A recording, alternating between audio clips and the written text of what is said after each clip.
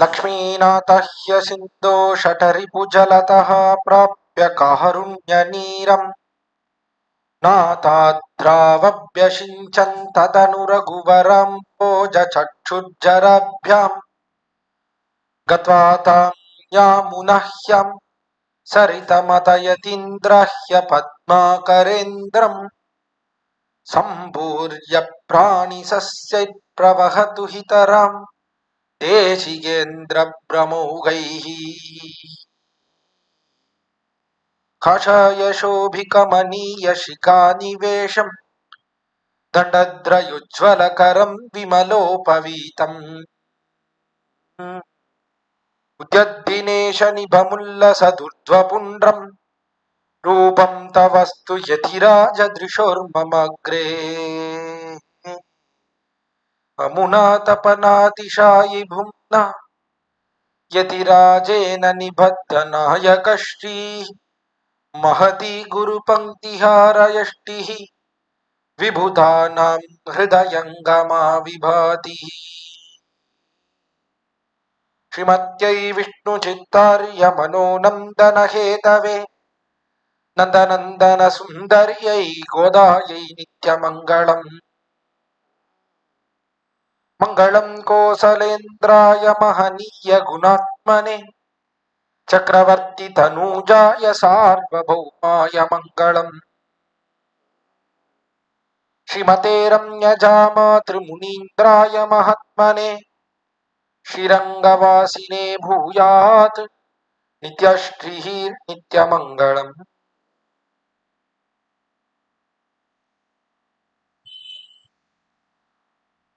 सुंदरी रघुनाथस्य सुरश्री दुःखशान्तये दशाननस्य भवने दशमासान् उवासः என்பது அற்புதமான ஸ்லோக ரத்னம். சுந்தரி ரகுநாதஸ்யா என்று சுந்தரி என்று சீதா பிராட்டிக்கு திருநாமம். எந்த சுந்தரியாக இருக்கக்கூடியவள், தேக குணங்களோடே கூடியிருக்கக்கூடியவள். அது மட்டுமல்லாமல் அவள் செய்த காரியங்கள் மிகவும் அழகாக இருக்கக்கூடியது. ஆத்ம குணங்களோடே கூடியிருக்கக்கூடியவள். அவள் செய்த காரியங்களை வைத்துத்தான் அவளை சுந்தரி என்று கொண்டாடுகிறார்கள். அப்படி என்ன காரியத்தை செய்தாள் என்றால், சுரஸ்ரீ துக்கசாந்தையே தசானனஸ்ய பவனே தசமாசான் உவாசா என்று சுரஸ்திரீ என்று தேவஸ்திரீகள் அவர்களுடைய துக்கத்தை எல்லாம் போக்க வேண்டும் என்பதற்காக தசானனான ராவணன் அவனுடைய அசோக வனத்திலே சென்று 10 மாத காலம் இருந்தாள். தசமாசான் உவாசா 10 மாசம் இருந்தாள். இருந்தது அவ்விடத்திலே இருக்கக்கூடிய சிறையிலே இருக்கும் தேவஸ்திரீகள் அவர்களுடைய சிறையை விடுவிக்க வேண்டும் என்பதற்காக. எப்படி விடுவிக்க வேண்டும் என்று நினைத்தாள் என்றால், ராவணனுக்கு உபதேசம் பண்ண வேண்டும், பண்ணி அவனை திருத்த வேண்டும், திருத்தி அவனை வாழ்விக்க வேண்டும், அவனும் வாழ வேண்டும், லங்கையும் வாழ வேண்டும் என்று நினைத்தாள்.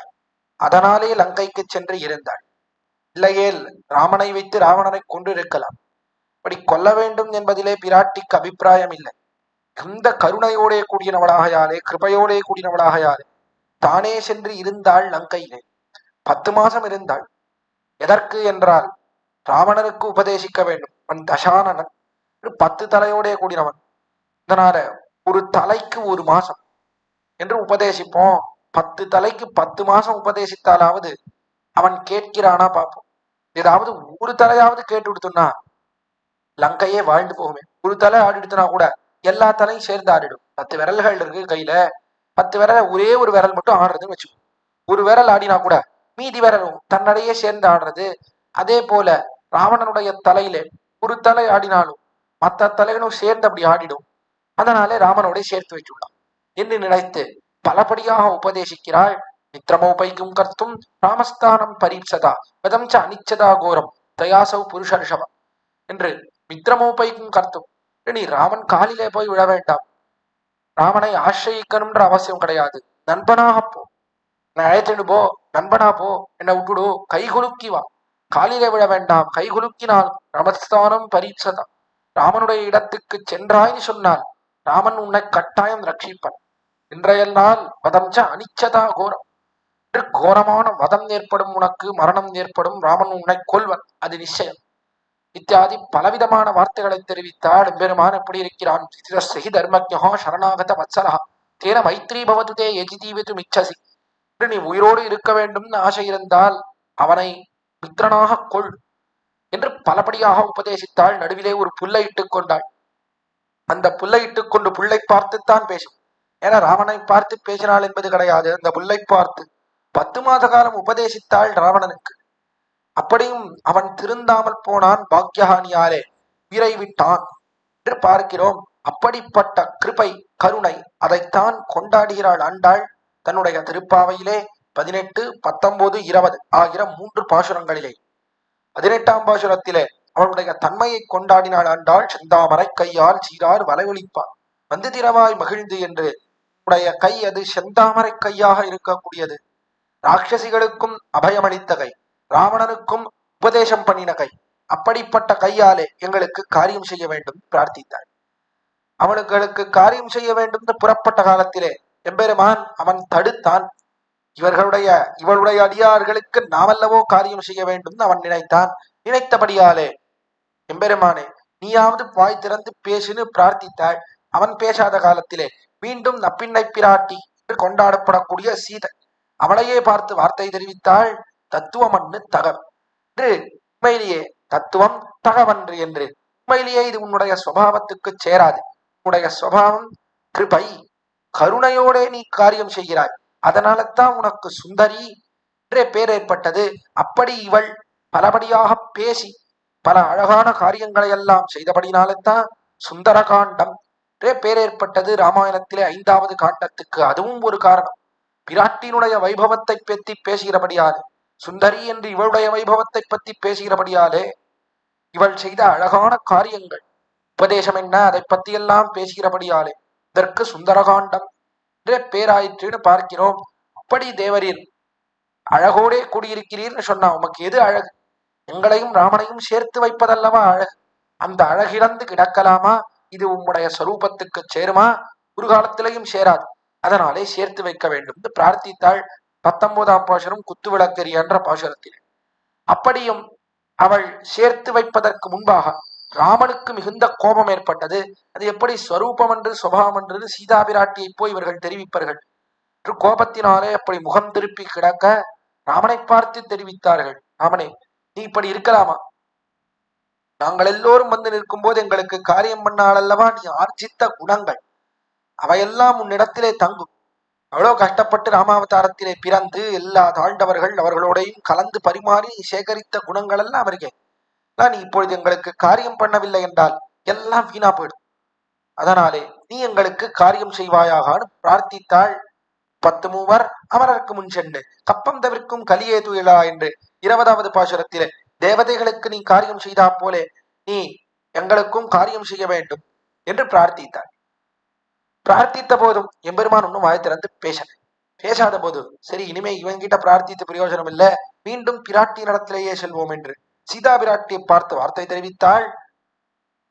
செத்தார்க்கு வெப்பம் கொடுக்கும் விமலா துயிலாய் செப்பண்ண மென்முலை செவ்வாய் சிறு மருங்குல் என்று எவ்வளவு அற்புதமான வாய் ராவணனுக்கு உபதேசித்தாய். அப்படிப்பட்ட நீ பேசி எங்களையும் ராமனையும் சேர்த்து வைக்க வேண்டாமா? நீ இப்படி கிடக்கலாமா? உன்னுடைய மார்பகத்தை கொண்டும் இடையை கொண்டும் இந்த அழகையெல்லாம் காட்டி அடியார்களோட சேரும்படியாக செய்ய வேண்டாமா? அதற்கல்லவோ இந்த அழகெல்லாம் இருக்கிறது. இருக்கும்போது இப்படி படுத்துட்டு இருக்கே நப்பின் நனங்காய் திருவே துயிலாய். திருவே என்று புருஷகார பூதையாக இருக்கக்கூடிய நீ என்ன பண்ணணும்? இப்போதே நீராட்டு, இப்பொழுதே என்னையும் உன் கணவனையும் சேர்த்து வைக்க வேண்டும். உன் மணாளனை உக்கமும் தட்டொழியும் உன் மணாளனையும் தந்து.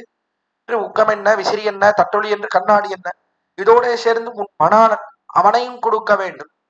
உன்னுடைய மணாளனும் எப்படி இருக்கான் அப்படின்னா இந்த உக்கத்தை போலேயும் தட்டொழியை போலேயும் உனக்கு பரதந்திரப்பட்டிருக்கிறான், அடிமைப்பட்டிருக்கிறான். நீ சொல்றதெல்லாம் கேட்கிறான். அப்படிப்பட்டவனா இருக்கான். பெரியாழ்வார் அற்புதமா ஒரு பாசுரம் பாடுகிறார் பெரியாழ்வார் திருமொழியிலே. அல்லியம் பூமலர்கோதாய் அடிபணிந்தேன் விண்ணப்பம் சொல்லுகேன் கெட்டருளாய் துணமலர்கண் மடமானே எல்லியம் போது நிறுத்தல் இருந்ததோர் இடவகையில் மல்லிகமா மோலகும் ஒங்கார்த்தது மோரடையாளம். பாசுரம் பாடுகிறார் 3ஆம் பத்திலே 10ஆம் திருமொழியிலே 2ஆம் பாசுரம். அனுமான் அவன் சீதைக்கு அடையாளங்கள் சொல்லுமா போலே ஹனுமான் பாவனையை அடைந்து சீதா பிராட்டிக்கு ராமன் சொன்ன அடையாளங்களை எல்லாம் தெரிவிக்கிறார் ஸ்ரீ பெரியாள்.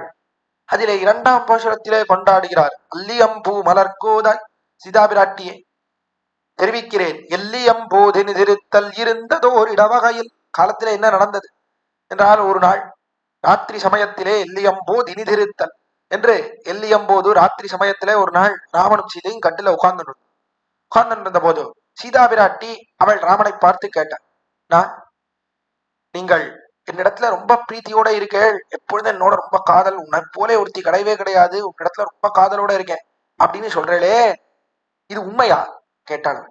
கேட்டவாறே பார்த்தான் ராமன். இப்படி கேட்கிற, கண்டிப்பாடி இடத்துல மிகுந்த காதல் இருக்கு, இதுல என்ன சந்தேகம் அப்படின்னு கேட்டான். இல்லைண்ணா, என்னதான் இருந்தாலும் எனக்கு கொஞ்சம் சந்தேகமா இருக்கு, ஒரு டெஸ்ட் பண்ணி பார்க்கலாமா கேட்டாள் சீதை. பார்த்தான் எம்பெருமான். அதுக்கு என்னடி, என்ன வேணா சொல்லு, நீ எதை சொன்னாலும் பண்ணுவேன், உனக்காக காத்துட்டு இருக்கேன் அப்படின்னான் ராமன். ஓ அப்படியா அப்படின்னு ரெடியா அந்த பக்கம் ஒரு பெரிய பூ பந்து வச்சிருந்தா, பெரிய மல்லிகை மாலை புஷ்ப பந்தை வச்சிருந்தா. இந்த பந்தை எடுத்தா, 2 கையும் அப்படி சேர்த்து காட்டுங்கோ அப்படின்னாள் ராமனை. ராமனோ அப்படி 2 கையும் அப்படி சேர்த்து காட்டினான். கட்டினவாறே அந்த பந்தை எடுத்தாள். பந்தை எடுத்து நன்னா சுத்தி விட்டான், நன்னா கட்டினாள். கட்டி நன்னா முடிச்சு போட்டுட்டோ, இந்த கட்டு இருக்கிறதே, இந்த கட்டை அவுக்கவே கூடாது, நாளை காலை வரை இந்த கட்டை அவுக்காமல் அப்படியே உட்கார்ந்துட்டு இருக்கோம், பார்க்கலாம் உங்களுக்கு என்னிடத்துல எவ்வளவு காதல் இருக்கு, ராத்திரி முழுக்க முழிச்சுட்டு இருக்க முடியறதா, எப்படி காதல் இருக்குன்னு பார்க்கலாம், டெஸ்ட் பண்ணி பார்க்கலாம் அப்படின்னு சொன்னா. சொல்லிட்டு கட்டுல ஏறினா, படுத்து சீதை தூங்கிட்டான். பார்த்தான் ராமன், மெயிலேயே என்ன பண்ணிருக்கலாம், என்ன நல்லா தூங்கிட்டாளா அப்படின்னு எட்டி பார்த்துட்டு, ஓ தூங்கிட்டாளா, சரி சரி அப்படின்ட்டு நன்னா அந்த கட்டை அப்படி தானே அவுத்துட்டு, சக்தி இல்லையா உடைய சம்சாரமாகிற பிணக்குகள், இந்த கட்டுகளை எல்லாம் அவிழ்க்கிறான் பேரு. சம்சாரத்துல இது குருவி கூட்டை போல அப்படி பிணைந்து கட்டப்பட்டது, யாராலையும் அவிழ்க்க முடியாத கட்டாக இருக்கிறது இந்த சம்சாரம். இப்படிப்பட்ட சம்சாரமாகிற கட்டையே அவிழ்க்கிறான். அத்தவல்லவன் மாயம் கண்டீர் அது அறிந்தறிந்து ஓடுமினே என்கிறார் சுவாமி நம்மாழ்வார். அத்தவல்லவன் இந்த சம்சாரமாகிற பிணக்கை அவிழ்க்கக்கூடியவனா இருக்கான். அப்படிப்பட்டவனுக்கு அது என்ன பெரிய அவுக்கிறது கஷ்டமா, அந்த முடிச்சு அவுத்துட்டோ, இந்த மாலையை மூலையில வச்சுட்டோ, தூங்கிட்டு சீதை எப்ப எழுந்திருப்பா அப்படின்ற நேரம் அதை தெரிஞ்சு வச்சுட்டு, அதுக்கு முன்னாடி ஒரு அலாரத்தை வச்சு எழுந்துட்டு, அவள் எப்படி கட்டினாலோ அதே மாதிரி கட்டின்னு அப்படி உட்கார்ந்துட்டு, அன்று எழுந்த உடனே பாத்தியா சீதே, கார்த்தால வரைக்கும் முடிச்சுட்டு இருந்தேன் சொல்லிடலாம். சாதாரணமா இதை போலதான் மத்த யாரா இருந்தாலும் பண்ணும்.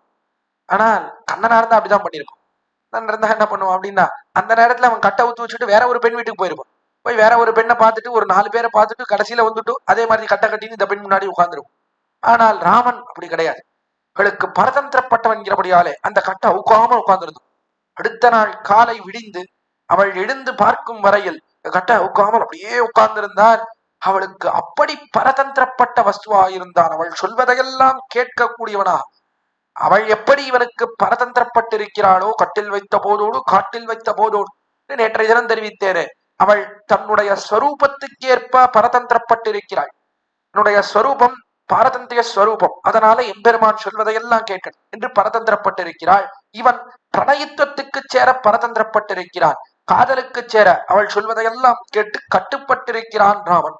அப்படிப்பட்ட கட்டு அதை அவுக்காமல் இருந்தான். மல்லிக மாமால கொண்டு ஒங்கார்த்தது மோர் அடையாளம், இப்படி கட்டினது ஒரு அடையாளம் என்று ராமன் சொன்னதாக அனுமான் சீதா விராட்டி நடத்திலே விண்ணப்பித்தான். இப்படித்தான் பல பல விற்த்தாந்தங்கள் நடந்தது என்று சீதையும் கொண்டாடுகிறாள். சமாத் துவாதசதத்ராகம் ராகவசிய நிவேஷினே குஞ்சான அமானுஷான் போகான் சர்வகான சமிருத்தினி என்று இதை போலேதான் பல பல விஷயங்கள் அவ்விடத்திலே நடந்ததுன்னு சீதா பிராட்டியும் கொண்டாடுகிறாள். ஆச்சரியம்னா, இது ராமாயணத்துல கூட இல்லாத சரித்திரம்.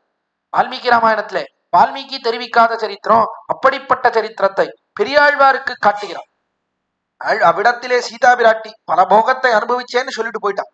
ஆனால் அதிலே ஒரு போகத்தை எம்பெருமான் பெரியாழ்வாருக்கு காட்ட எல்லாவற்றையும் கண்டவராகையாலே, உன்னுடைய விக்கிரமம் ஒன்றொழியாமல் எல்லாம் என்னுடைய நெஞ்சகம்பால் சுவர் வழி எழுதி கொண்டேன் தெரிவிக்கிறார் பெரியாழ்வார்.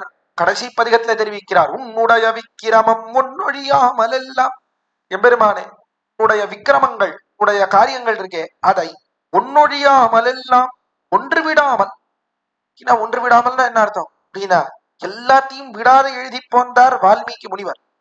வால்மீகி எதையுமே விடல, எல்லாத்தையும் தன்னுடைய தர்ம வீரிய ஞானத்தாலே ரகசியம் ச பிரகாசம் ச கதிரியாயஸ்ய சேஷ்டிதம் தற்சர்வம் தர்ம விஜயனா யதாவஜ்யம் பிரபஷ்யதி என்று எல்லாவற்றையும் பார்த்தார். ரகசியத்துல நடப்பதையும் பார்த்தார், பிரகாசத்துல நடப்பதையும் பார்த்தார். எல்லாத்தையும் ஒண்ணு விடாமல் எழுதி கொண்டு வருகிறார் வால்மீகி. அப்படிப்பட்ட வால்மீகியே காட்டலை பெரும் இந்த விற்த்தாந்தம், இந்த ரகசியத்துல நடந்த விற்த்தாந்தத்தை தர்மவீர்க்க ஞானத்தாலே பார்க்கக்கூடிய வால்மீகி அவருக்கு காட்டாமல் மறைத்தார். அப்படிப்பட்ட விற்த்தாந்தத்தையும் வயர்வர மதிநலம் அருளப் பெற்ற ஆழ்வார், பெரிய ஆழ்வார் அவருக்கு காட்டினார். காட்டினபடியாலே அவர் பார்த்து எழுதுகிறார். அதனாலே தெரிவிக்கிறார், ஒன்றொழியாமல் எல்லாம் என்று ரிஷி பார்க்காதது அதையும் பார்த்தேன். எம்பெருமான் நீ காட்ட கண்டபடியாலே எதையும் விடாமல் எல்லாவற்றையும் கண்டேன். கண்டு என்னுடைய நெஞ்சகம்பால் சுவர் வழி எழுதி கொண்டேன் என்று என்னுடைய நெஞ்சிலே நெஞ்சாகிற சுவரிலே எழுதி கொண்டேன் கொண்டாடுகிறார் வால்மீகி முனிவர். இடத்துல பெரியாழ்வார் கொண்டாடுகிறார் தன்னுடைய நெஞ்சிலே எழுதி கொண்டேன்னு. அதனாலே பேசுகிறார் பெரியாழ்வார் இந்த விற்த்தாந்தத்தை பற்றி. இப்படி பரதந்திரப்பட்டு சீதா பிராட்டி சொல்வதையெல்லாம் கேட்கக்கூடியவனாயிருக்கிறான் ராமன். அதனாலே நப்பின்னையே சீதையே, உன் மணாளனையும் தந்து, உன் மணாளனன் உனக்கு பரதந்திரப்பட்ட வஸ்துவா இருக்கான். விசிறியோடு கண்ணாடியோடு சமமாக அசித்தத் பரதந்திரனாக இருக்கிறான் உனக்கு தன்னுடைய பிரணயித்தத்தினாலே காதலினாலே. அப்படிப்பட்ட ராமனையும் நீ எங்களுக்கு கொடுக்க வேண்டும். கொடுத்து இப்போதே என்ன நீராட்டு, இந்த க்ஷணமே எங்களை நீராட்ட வேண்டும். இதற்கு மேலே எங்களாலே பிரித்து இருக்க முடியாது. அதனாலே எங்களையும் ராமனையும் சேர்த்து வைப்பாயாக. எங்களாலே பிரிவை ஆற்றவே முடியாது. நீ எப்படி இருக்கிறாயோ தரையேலும் பிரிவாத்தகில்லாயால் நீ எப்படி பிரிவாற்றாமல் இருக்கிறாயோ அதை போலேதான் நாங்களும் துடித்து கஷ்டப்படுகிறோம் வெளியில. நாளை எங்களையும் சேர்த்து கொள்ள வேண்டும் என்று பிரார்த்திக்கா அவ்விடத்திலே உள்ளே இருந்து எழுந்திருந்தாள் சீதா பிராட்டி. இடத்திலே இப்போதேயம்ம நீராட்டு என்று ராமனோடே சேர்த்து வைக்க வேண்டும் என்று சொன்ன காலத்திலே எழுந்திருந்தால் சீதை எழுந்திருந்தா பல திசைன்னு வந்துருத்துனா நானும் உங்களிலே ஒருத்தி பலன்னு வந்தாள். உங்களோட நானும் ஒருத்தி, எனக்கும் சேர்ந்துதான் அந்த கைங்கரியத்தை நானும் பிரார்த்திக்க வேண்டும். எம்பெருமான் ஒருத்தன் தான் கொடுக்கக்கூடியவனா இருக்கிறான். அதனாலே உங்களோட சேர்ந்து நானும் பாடுகிறேன். 2 பேரும் சேர்ந்து எம்பெருமானிடத்திலே பிரார்த்திப்போம். எம்பெருமான் நான் புருஷகாரம் செய்கிறபடியாலே கட்டாயம் உங்களுக்கு பலத்தை கொடுப்பன் என்று பிராட்டியும் எழுந்து இவர்களோட சேர்ந்து எம்பெருமானை பிரார்த்திக்க தொடங்குகிறாள் சீதா பிராட்டி. அப்படி பிரார்த்திக்க தொடங்கக்கூடிய அற்புதமான பாசுரம் தான் எடுத்த பாசுரம். ஏத்த கலங்கள் இடத்துல என்ன பண்ணான்னா போதே எம்ம நீராட்டு என்று தெரிவித்தாள். எம்மை என்று எங்கள் எல்லோரையும் சேர்த்துட்டாள். கீழே எழுப்பக்கூடிய காலத்திலே பலவிதமான அதிகாரிகளை எழுப்பினாள். பிள்ளாய், நாயக பெண் பிள்ளாய், முதுகலமுடைய பாவாய் என்று ஒவ்வொருத்தர் ஒவ்வொரு விதமான அதிகாரிகளாக இருந்தார்கள். வசிஷ்டர் என்ன, பரத்வாஜர் என்ன, வால்மீகி என்ன, எல்லாரும் ஒரே விதமான அதிகாரிகளா கிடையாது. சில பேர் பாகவத விஷயத்திலே ஊன்றி இருக்கக்கூடியவர்கள், சில பேர் பாகவத விஷயத்திலே அப்பொழுதுதான் தொடக்கத்திலே இருக்கக்கூடியவர்கள், பாகவதர்களையே சந்தேகப்படக்கூடியவர்கள். பரத்வாஜர் என்ன, வசிஷ்டர் என்ன போல்வர். வால்மீகி அவர் ராமனிடத்திலே மிகுந்த பக்தியோட கூடியிருக்கிறார். ஒருத்தி ஆச்சாரிய பக்தியிலே திளைத்தவளாக இருக்கிறாள். ஒருத்தன் ராஜ்யம் வேண்டும், சுகம் வேண்டும் என்றபடியாலே ஆசைப்பட்டு உள்புகுந்து பிற்பாடு ராமனை ஆசிரியத்தவனாக இருக்கிறான் சுக்ரீவ மகாராஜ். ராமனிடத்திலே ஆசையப்பட்டான், இடத்துல ராஜ்யத்திலே ஆசைப்பட்டான், மனைவியினிடத்திலே ஆசைப்பட்டான். அதனாலே ராமனை பற்றினான். பிற்பாடு ராமனிடத்திலே ஈடுபாடு ஏற்பட்டது. விபீஷணன் ராமனையே நினைத்து ராமனை பற்ற வேண்டும், அதுவே ஆசை என்று இவ்விடத்துக்கு வந்து சேர்ந்தான்.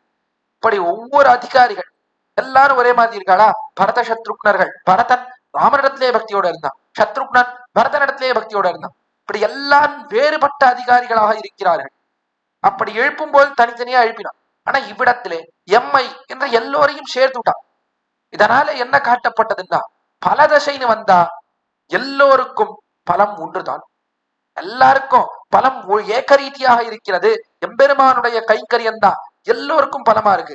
இவ்விடத்திலே எப்படி இருந்தாலும், எப்படிப்பட்டவன் எம்பெருமானை பற்றினாலும், பற்றுவதற்கு முன்பு எப்படிப்பட்ட ஆசையோட கூடியிருந்தாலும், சம்சாரத்திலே பிறந்தது தொடங்கி ஆழ்வார்களைப் போலே பெருமானே எல்லாம், அவனை தவிர இருக்க முடியாது, நும் சோறு பருகு நீர் தின்னும் தெத்திலையும் எல்லாம் கண்ணன் என்பவனாக இருந்தானோ, அல்லது எம்பெருமானை நடுவிலே எல்லாவற்றையும் விட்டு வந்து பற்றினவனாக இருந்தாலும், எப்படிப்பட்டவனா இருந்தாலும் பல திசைன்னு வந்தா எல்லோருக்கும் பலம் சமமாக இருக்கிறது.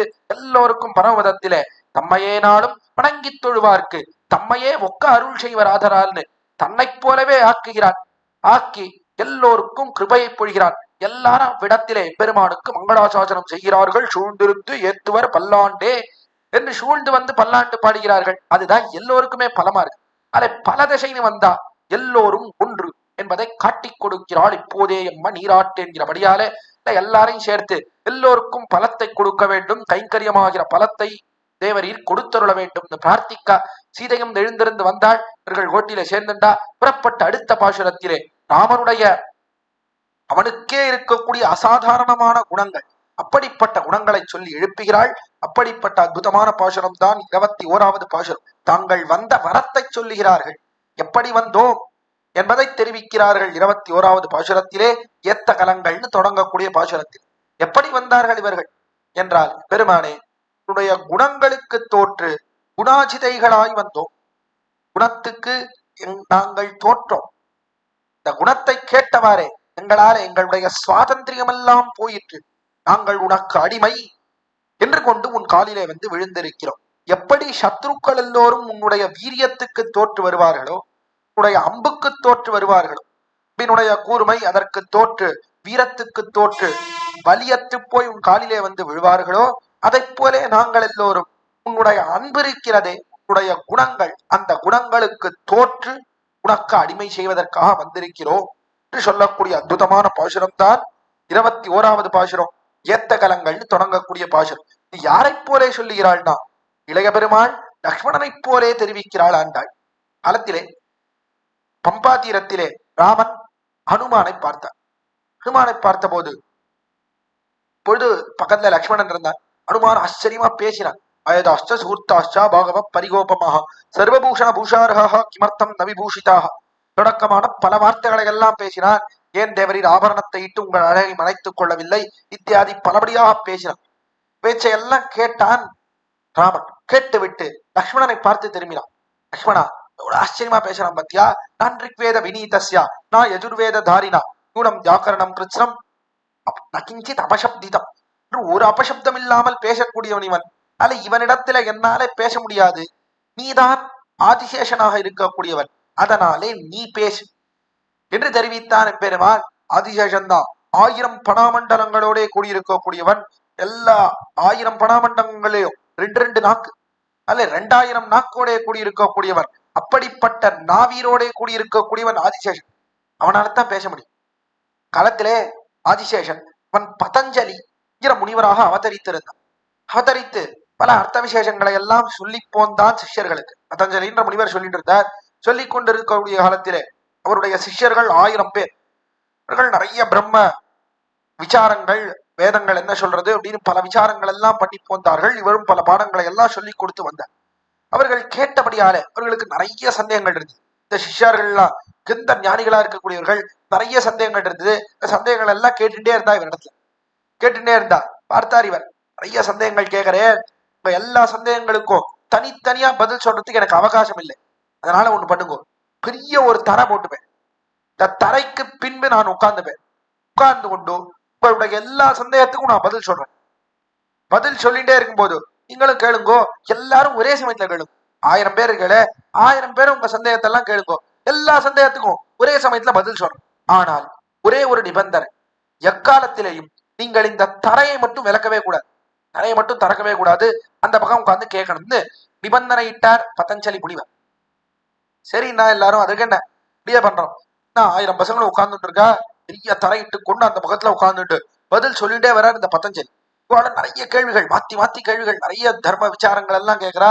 எல்லாத்துக்கும் பதில் சொன்ன 9 தினங்கள் 1000 பேரும் சேர்ந்து ஒரே சமயத்துல கேள்வி கேட்கிறா. எல்லாருக்கும் பதில் கிடைக்கிறது. ஆச்சரியமா இருக்கு பசங்களுக்கு. என்னடா எப்படா ஒருத்தரால ஒரே சமயத்துல 1000 கேள்விக்கு பதில் சொல்ல முடியும்? எப்படி இவர் பதில் சொல்றாருன்னே தெரியலையே. எல்லாருக்கும் பதில் வருது, ஒரே பதிலும் இல்ல, வித்தியாசமான பதில். கேள்விகளும் வேற வேற கேள்விகள், பதிலும் வேற வேற பதில்கள். எப்படி இப்படி வருது தெரியலையே ஆச்சரியப்பட்டார்கள் எல்லோரும். பார்த்தா கடைசி நாள் 10வது நாள் இன்னைக்குதான் கடைசி தினம். எல்லா கேள்வியும் கேட்டு முடிக்க போறான். பார்த்தா சரி, இன்னைக்கு 10வது நாள், எப்படியாவது இந்த 10வது நாள் அன்றைய தினம் தரையை திறந்துடணும். யார்தான் இவர், எப்படி இவரால் இப்படி பதில் சொல்ல முடியாதுன்னு பார்த்துட்டோம், தரையை திறந்துடணும்னு நினைச்சுட்டு இருக்கு. 10வது நாள் போனா இதே போல கேள்விகள் எல்லாம் கேட்டுட்டே இருக்கா. கடைசி கேள்விகள் முடிய போறது. முடிய போற சமயத்துல ஒரு பையன் குடு குடு குடு குடுன்னு ஓடினான். ஓடி போய் பெரிய தரை, அந்த தரையை வேகமா அப்படி பிடித்து இழுத்தான். தரை அவிழ்ந்ததோ இல்லையோ, பின்னாடி ஆதிசேஷன் 1000 பணாமண்டலங்களோட ஆதிசேஷன் அமர்ந்து கொண்டு எல்லாருக்கும் பதில் சொல்லிட்டு இருந்தார். அந்த ஆதிசேஷனுடைய மூச்சு காத்து, இந்த விஷக்காத்து பட்டதோ இல்லையோ, எல்லா பசங்களும் அங்கேயே போயிட்டான். எல்லாரும் உயிர் போயிடுத்து. ஆனால் என்னன்னா ஒரு ஆச்சரியம், அன்றைய தினம் 999 பேர் மட்டும்தான் வந்திருந்தா. ஒரே ஒரு பையன் மட்டும் அன்னைக்கு ஆப்சன்ட். இன்னைக்கு ஒருத்தன் மட்டும் வரல. அன்னைக்கு அவனுக்கு என்ன உடம்பு சரியில்லையோ என்னவோ தெரியல, அதனால அன்னைக்கு ஒருத்தன் மட்டும் வரல. மற்ற 999 பேர் அவர்கள் எல்லோரும் இவருடைய மூச்சு காத்து பட்டபடியாலே எல்லோரும் மாண்டு போனார்கள்.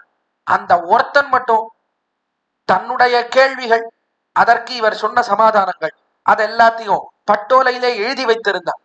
கொலையிலே எல்லாரும் எழுதிட்டு இருந்தா தங்கள் தங்கள் கேள்விகள் என்ன, அதற்கு உடைய பதில் என்ன, எல்லாத்தையும் எழுதி வச்சிருந்தா. அவ எழுதியிருந்தாரே அது எல்லாமே பொடி பொடியா போயிடுச்சு, எல்லாம் சாம்பலா போயிடுச்சு. 10 தினங்கள் அவர்கள் கேட்ட கேள்விகள், அதனுடைய சமாதானங்கள் எல்லாம் சாம்பலா போயிடுச்சு. ஆனால் இவன் ஒருத்தன் கேட்ட கேள்வி சமாதானம், அதுவும் 9 நாள் கேட்டது, அது மட்டும் நிலைத்திருந்தது. அதைத்தான் மகாபாஷ்யம் என்று கொண்டாடுகிறோம். நவான்மிகம் என்று பெயர். 9 தினங்களிலே அவன் கேட்ட கேள்விகள், அதனுடைய அர்த்த விசேஷங்கள், அதையெல்லாம் எழுதி வைத்திருந்தான். பதஞ்சலி அவர் 1000 பணாமண்டலங்களோட பேசக்கூடிய சாமர்த்தியம், ஒரே சமயத்தில 1000 பேருக்கு பேசக்கூடிய சாமர்த்தியம் ஆதிசேஷனுக்கு. அப்படிப்பட்ட ஆதிசேஷனால்தான் ஹனுமான் இடத்துல பேச முடியும், வாயுபுத்திர இடத்துல பேச முடியும். அதனாலே நீ பேசுன்னு சொன்னான் ராம். சொன்ன காலத்திலே அப்பொழுது லக்ஷ்மணன் அவன் பேசத் தொடங்கினான். தன்னை முதல்ல அறிமுகப்படுத்திக் கொள்கிறான். முன்னுரைன்னு தெரிவிக்கிறோம். தன்னை பத்தி யார் என்று இன்ட்ரடியூஸ் பண்ணிக் கொள்கிறான். பொழுது தெரிவிக்கிறான். அகம் அஸ்ய அவரோ பிராத உடைத்தாஸ்ய முபாகதஹ. லக்ஷ்மணன் தெரிவித்தான், அகம் அஸ்ய அவரோ பிராத, நான் அவருக்கு பின்பிறந்தவன், நான் ராமனுக்கு பின்பிறந்தவன். உடைத்தாஸ்ய முபாகதஹ, நான் ராமனுடைய குணத்துக்கு தோற்று அவருக்கு அடிமை செய்வதற்காக பின்பு வந்திருக்கிறேன். காட்டுக்கு எதுக்காக வந்திருக்கேன்? என்ன குணத்துக்கு தோற்றேன், என்ன குணம்? ராமனுடைய குணம். அந்த குணத்திலே ஈடுபட்டு அதனாலே அவருக்கு அடிமை செய்ய வேண்டும் காட்டுக்கு வந்திருக்கேன் என்று சொன்னார். இடத்துல நம்முடைய பூர்வர்கள் ஒரு விசேஷார்த்தம் அருளி செய்கிறார்கள். அகம் அஸ்ய அவரோ பிராத. அஸ்ய என்றால் என்ன? அவருடைய என்ற அர்த்தம். அஸ்யனா அஸ்ய மதே என்று கொள்ள வேண்டும். அவருடைய அபிப்பிராயத்தாலே, தேமதேனா அவருடைய அபிப்பிராயத்தாலே, அவருடைய அபிப்பிராயத்தாலே நான் அவருக்கு பின்பிறந்தவன். என்ன அர்த்தம் சுவாமி? இவருடைய அபிப்பிராயத்தாலே பின்பிறந்தவர் இல்லையா, முன்பிறந்தவனா அப்படின்னா அது அர்த்தம் அல்ல. அவருடைய அபிப்பிராயத்தாலே நான் அவருக்கு பின்பிறந்தவன், அதனாலே காட்டுக்கு வந்திருக்கேன்னு நினைச்சிட்டு இருக்க. அவன் என்ன நினைச்சிட்டு இருக்கான்டா, நான் பின்பிறந்தவன், பின்பிறந்தவன்னா பின்தொடர்ந்து காரியம் பண்ணுவேன், நாவுக்கு கைங்கரியம் செய்வது அது பின்பிறந்தவனுக்கு கர்த்தவியம். ஸ்வரூபம் பின்பிறந்தவன்னா அண்ணாக்கு எல்லா அடிமை பண்ணணும், அதுக்காக பின்தொடர்ந்து வந்திருக்கிறான் லக்ஷ்மணன், அடிமை செய்து போகிறான்னு நினைச்சுட்டு இருக்க எங்க அண்ணா. ஆனால் உண்மை அது அல்ல. நான் அவரை பின்தொடர்ந்து வந்தது அவனுக்கு கைங்கரியம் செய்வது ஸ்வரூபம், அவனுக்கு நான் அடிமை செய்ய வேண்டும், தப்பி என்பதற்கு சேர அடிமை பண்ணணும்னு வரல, குணத்துக்கு தோற்று வந்திருக்கேன். குணைர்தாஸ்யம் உபகதஹ, அவருடைய அபிப்பிராயம் அப்படி. ஆனால் உண்மையிலேயே நான் வந்தது அவனுடைய குணத்துக்கு தோற்று, அதற்காக வந்திருக்கிறேன் என்று குணக்கிருத்த தாசியத்தை தெரிவிக்கிறான். குணத்துக்கு தோற்று வந்திருக்கிறேன் என்று தெரிவிக்கிறான் லக்ஷ்மணன். அவன் தெரிவிக்குமா போலே ஆண்டாளி பீடத்திலே உன்னுடைய குணத்துக்கு தோற்று வந்திருக்கிறேன் என்று தெரிவிக்கிறான். அதுல ஒரு கேள்வி ஏற்படுறது. இப்ப குணத்துக்கு தோற்று வந்திருக்கான் அப்படின்னா குணம் இல்லைன்னா வரமாட்டானா சுவாமி? குணம் இல்லைன்னா வரமாட்டானா? ஸ்வரூப பிரயுக்த தாசியம் என்பது தேவையில்லையா? ஸ்வரூபத்துக்கு சேர நாம் எம்பெருமானுக்கு அடிமை என்று சொன்னால் எம்பெருமானுக்கு குணம் இருக்கோ இல்லையோ அவனுக்கு அடிமை பண்ணணும். இப்படி அல்லவா அவனுக்கு நாம் அடிமைப்பட்டு இருக்கிறோம். இப்படி இருக்கும்போது இவன் என்னவோ குணத்துக்கு தோற்று வந்திருக்கேன், அவருடைய அபிப்பிராயத்தால தம்பின்று இருக்கு, ஆனா உண்மையிலேயே நான் தம்பின்றதுனால வரலன்னு சொல்றானே. இப்ப அண்ணாவுக்கு குணம் இல்லைன்னா லக்ஷ்மணன் வந்து கைங்கரியம் பண்ணியிருக்க மாட்டானா என்றால் அது அர்த்தம் அன்று. ஏன் என்றால் எம்பெருமானையும் குணத்தையும் பிரிக்கவே முடியாது. இதை மற்ற பேரினுடைய விஷயத்துல வேணா பார்க்கலாம். மற்ற பேருக்கு வேணா நாம் இவருக்கு அடிமை, ஒரு குரு இருக்கார், அவருக்கு நான் அடிமை, அவருக்கு நற்குணங்கள் இல்லை என்றாலும் அவருக்கு சில தீய குணங்கள் இருந்தாலும் என்ன இருந்தாலும் அந்த குணத்தை நான் பார்க்க மாட்டேன், அவருக்கு நான் அடிமை, எல்லா விதமான கைங்கரியத்தையும் நான் அவருக்கு பண்ண வேண்டும் என்று ஒரு தாசன் சொல்லலாம். அது லோகத்திலே மற்ற பேர் விஷயத்துல வேணா குணம் இருக்கு குணம் இல்லை இத்தியாதிகளை எல்லாம் பார்க்கலாம். ஆனால் எம்பெருமான் விஷயத்துல எப்பொழுதுமே குணம் சேர்ந்தே இருக்கு. குணத்தையும் அவனையும் பிரிக்கவே முடியாது. அவனுக்கு நான் சொரூபத்தினாலே அடிமை என்று சொன்னாலும் குணத்தோடையே கூடியிருக்கிறபடியாலே குணத்துக்கு தோற்ற அடிமைன்றது தன்னடையே தேறி நிற்கும். அதனாலே லக்ஷ்மணன் இவ்விடத்துல என்ன தெரிவிக்கிறான்? சொரூபத்துக்கு அடிமை அல்ல, நான் குணத்துக்கு தோற்று வந்திருக்கிறேன்னு தெரிவிக்கிறான். அவனுடைய குணத்தினுடைய சீர்மையை காட்ட வேண்டும் என்பதற்காக அனுமானுக்கு காட்டணும். எப்படிப்பட்ட குணங்கள், இந்த குணங்களுக்குண்டான பிரபாவம் என்ன, அதை காட்ட வேண்டும் என்பதற்காக குணத்துக்கு தோற்று வந்தேன் என்று தெரிவித்தான் லக்ஷ்மணன். அதே போலத்தான் ஆண்டாள் இவ்விடத்திலே தெரிவிக்கிறாள். உன்னுடைய குணத்துக்குண்டான பெருமை என்ன தெரியுமா? என்ன ஆச்சரியமான குணங்கள்! உத்தமுடையாய், பெரியாய், உலகினில் தோற்றமாயிருந்த சுடர் என்று என்ன குணம், என்ன குணம்! அந்த குணத்தினுடைய சீர்மையை காட்ட வேண்டும் என்பதற்காக உண்மையிலேயே ஸ்வரூபத்துக்கு சேர நாங்கள் வரலன்னா இந்த குணத்துக்கு தோற்று வந்தோம். இப்படிப்பட்ட குணங்கள் அல்லவா உன்னுடையது என்று உன்னுடைய குணத்தினுடைய பெருமையை காட்டுகிறாள். லக்ஷ்மணன் தெரிவித்தா போலே பேசக்கூடிய ஆச்சரியமான பாசுரம்தான். ஏத்தகரங்கள் எதிர்பொங்கி மீதளிப்பா மாத்தாதே பால் சொரியும் வள்ளல் பெரும் பசுக்கள் ஆத்தப்படைத்தான் மகனே அறிவுராய் உத்தமுடையாய் பெரியாய் உலகினில் தோத்தமாய் நின்ன சுடரே துயிலடாய் நாத்தார் உனக்கு வழி தொலைந்துன் வாசற்கண் ஆத்தாது வந்துன் நடிபணியுமா போலே பொட்டியாம் வந்தோம் புகழ்ந்து. ஏத்தகலங்கள் எதிர்பொங்கி மீதளிப்பா ஆத்தப்படைத்தான் மகனே, இவனை தசரதனுடைய மகனே என்று கொண்டாடுகிறார். அப்படி தெரிவித்தால்தான் ராமனுக்கு மிகுந்த ஈடுபாடு. அதனால்தான் நம்முடைய பூர்வர்களும் எப்பொழுதும் ராமனை காட்டக்கூடிய காலத்திலே சக்கரவர்த்தி திருமகன் தெரிவிப்பார்கள். மற்ற திருநாமங்கள் ராமச்சந்திரன், ராமபிரான் இதெல்லாம் அநேகமா தெரிவிக்க மாட்டார். ஒன்று பெருமாள் தெரிவிப்பார்கள் அல்லது சக்கரவர்த்தி திருமகன் தெரிவிப்பார்கள். சக்கரவர்த்தி தசரதன், தசரதனுடைய திருமகன் ராம். இப்படி சொன்னால்தான் ராமனுக்கு மிகுந்த ஈடுபாடு.